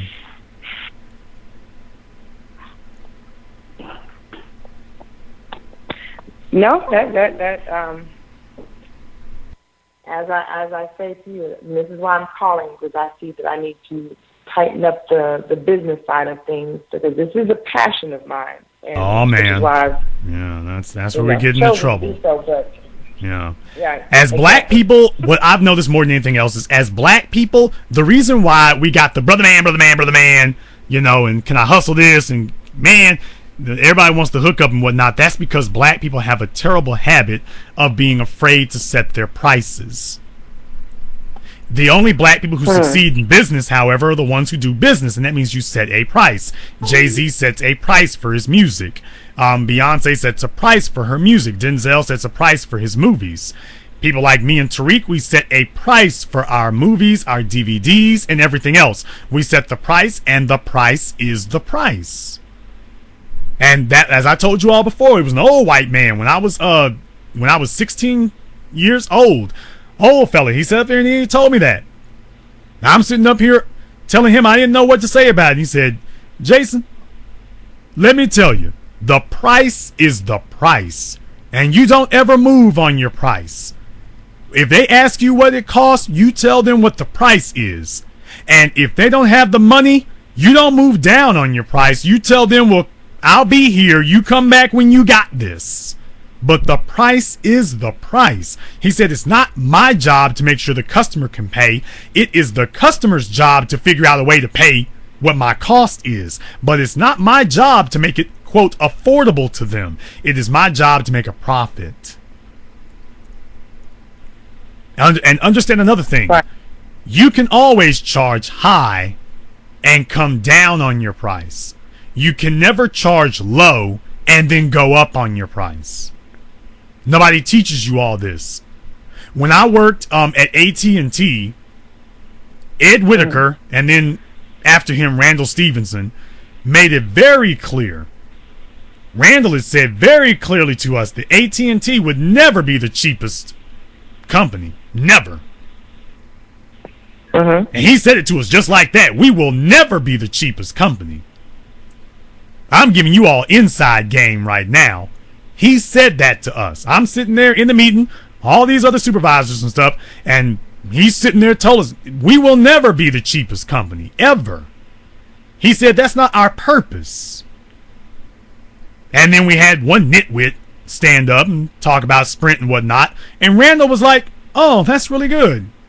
Yeah, they're charging how much again? Oh, I understand why you say that. Oh, yeah. What ranking is Sprint, by the way?" That's what Randall said. Well, Sprint was like number 4. He said, "And where are we?" Well, we're number 1. We're the largest telecommunications company in America, basically the world. He was like, "Oh, okay." Now, what was that about Sprint again? Because if Sprint's way worked, if Sprint's way works so well, why are they number 4 and we're number 1? At that point, there wasn't really much argument to be had. Renata, the price is the price.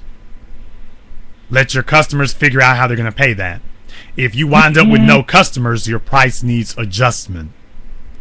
But make sure that you stress to your customers the value of what they are getting. Once you have made a clear value, then the customers understand what they're getting. That's your job, is to make sure there's a clear value.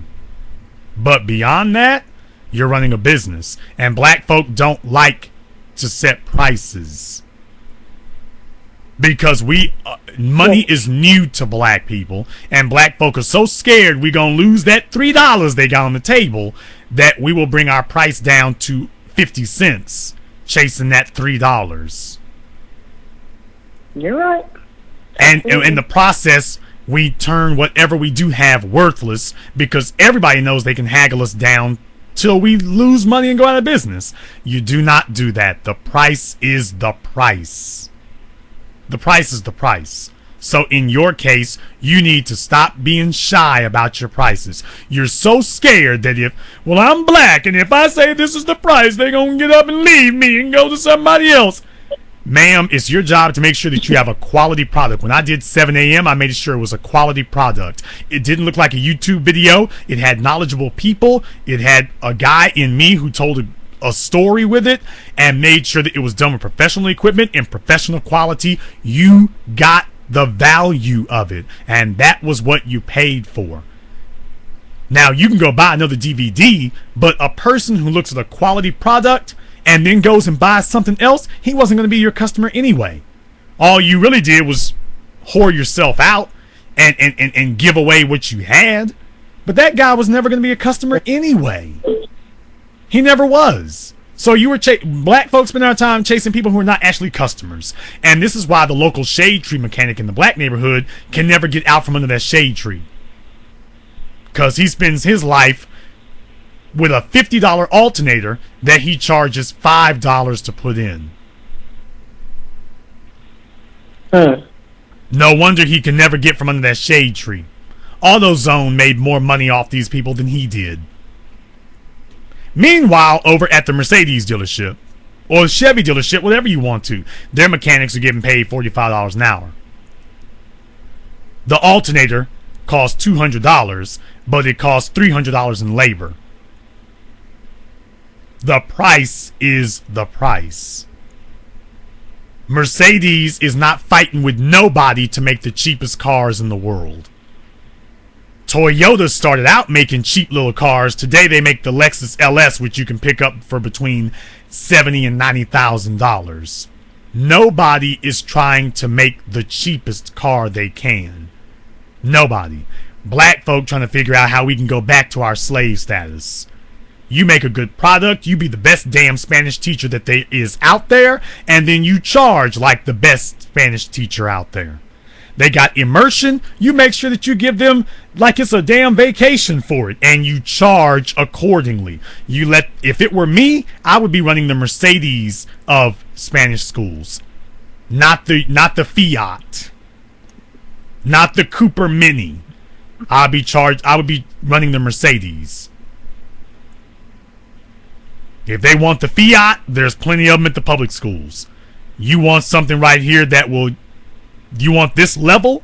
That's what I provide. Something that these other people cannot. Because you got a bunch of advantages. I mean, you say you're in Costa Rica. Now, is that like, do you live there sometime? And I planned 2 months I traveled through Central America, through El Salvador, Guatemala, Honduras, and I kind of did my own Spanish immersion type experience outside of the classroom. So 3 months is the longest term I've been in a Latin American country. Okay. In all honesty, I really do think you need to spend some more time doing that. I think you need to have a spot that you understand and have mastered, because you have not been there long enough to master Costa Rica. You need to have contacts. You need to have regular people that you can deal with so that you can control the experience of your customers when they come there. Because there's a difference between a student and a customer. They may have signed up as students, but I would make sure they're customers. You need to know the lay of the land. You need to know who can provide them the 5-star treatment while they're there, so that that's what you're selling as an experience. Because right now the experience you're selling is on people's couches, which that has one thing to it, but you need to make sure you've mastered this place. So a part of your problem comes from the fact you ain't been there long enough to master the area that you're in. You need to have a base of operations, which is a place that you know. So you need to spend some more time learning that place so you can become more comfortable in the recommendations and the way that you put people up and exactly what you show them while they're there. You see what I mean? Right. Because when you go to Thailand, those people take you for a tour. Well, he puts you on the bus. Why? Because he knows where he's at. He knows where he's at. We sit up here and want to phone it in. Don't do that. You want to be the Mercedes. Don't phone it in. Makes sense. Makes sense.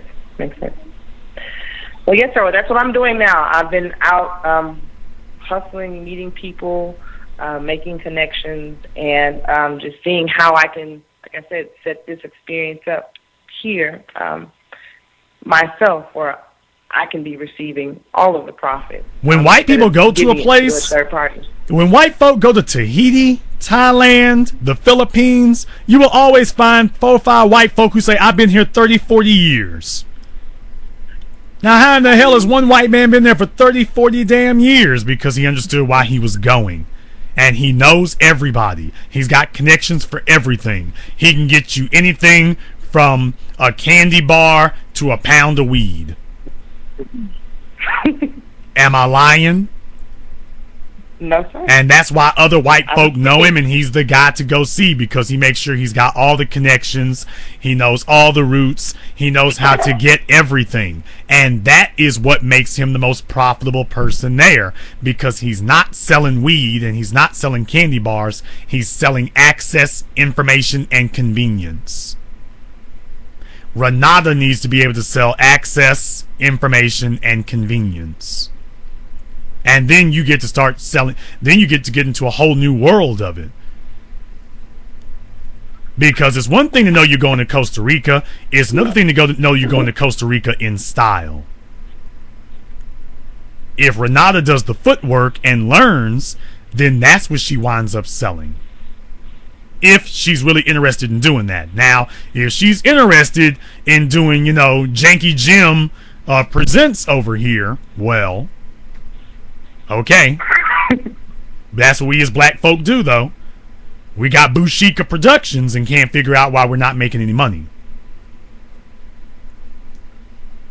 So, like I say, you need to learn your business. Once you're confident in your business, you'll be confident in your rates.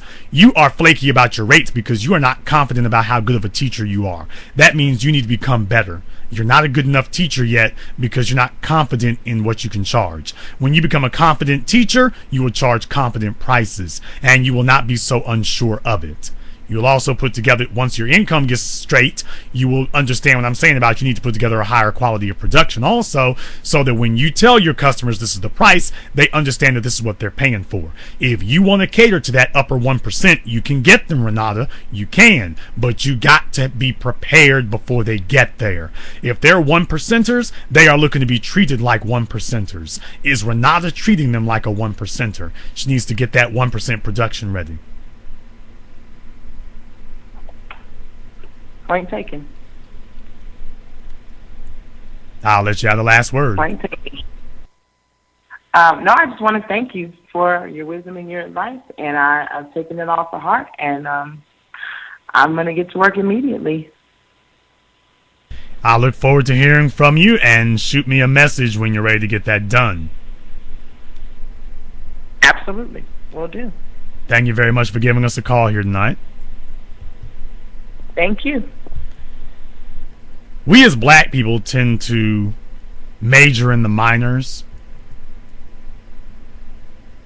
Things we ought to be charging top dollar for, and we try to figure out how we can do nothing with it because we're afraid. Money and business are new to us, and that will be the death knell of you. She's got a golden opportunity there, and she's going to turn to dirt if she doesn't get it straightened out. Hopefully that will be something that she focuses on here. Having an agenda works. She needs an agenda because she doesn't actually have one. She's got to hustle. And hustlers typically end up being some of the easiest people to hustle. I'll say again, hustlers tend to end up being the easiest people to hustle. Because they got to hustle, but they don't have a plan. They got a tactic, but they don't have a strategy. When you got a strategy, you're ready for long-term battle. And that dovetails back to the tale of Rachel Dolezal. This young woman went among a group of people, black people, who did not have a strategy or a plan, and she was able to turn that into power and status and prestige for herself. You talk about Breaking Bad. This is a young white girl who wound up breaking black. Rachel Dolezal is what happens when you wind up breaking black. My only regret is that we did not use that to our advantage as a people. That's my only regret. And this concludes tonight's broadcast of the BlackChannel.net radio. I am your host, your brother, your humble servant, the Black Authority. And until next time, brothers and sisters from around the world, remember, black is the future, and the future is uncompromising.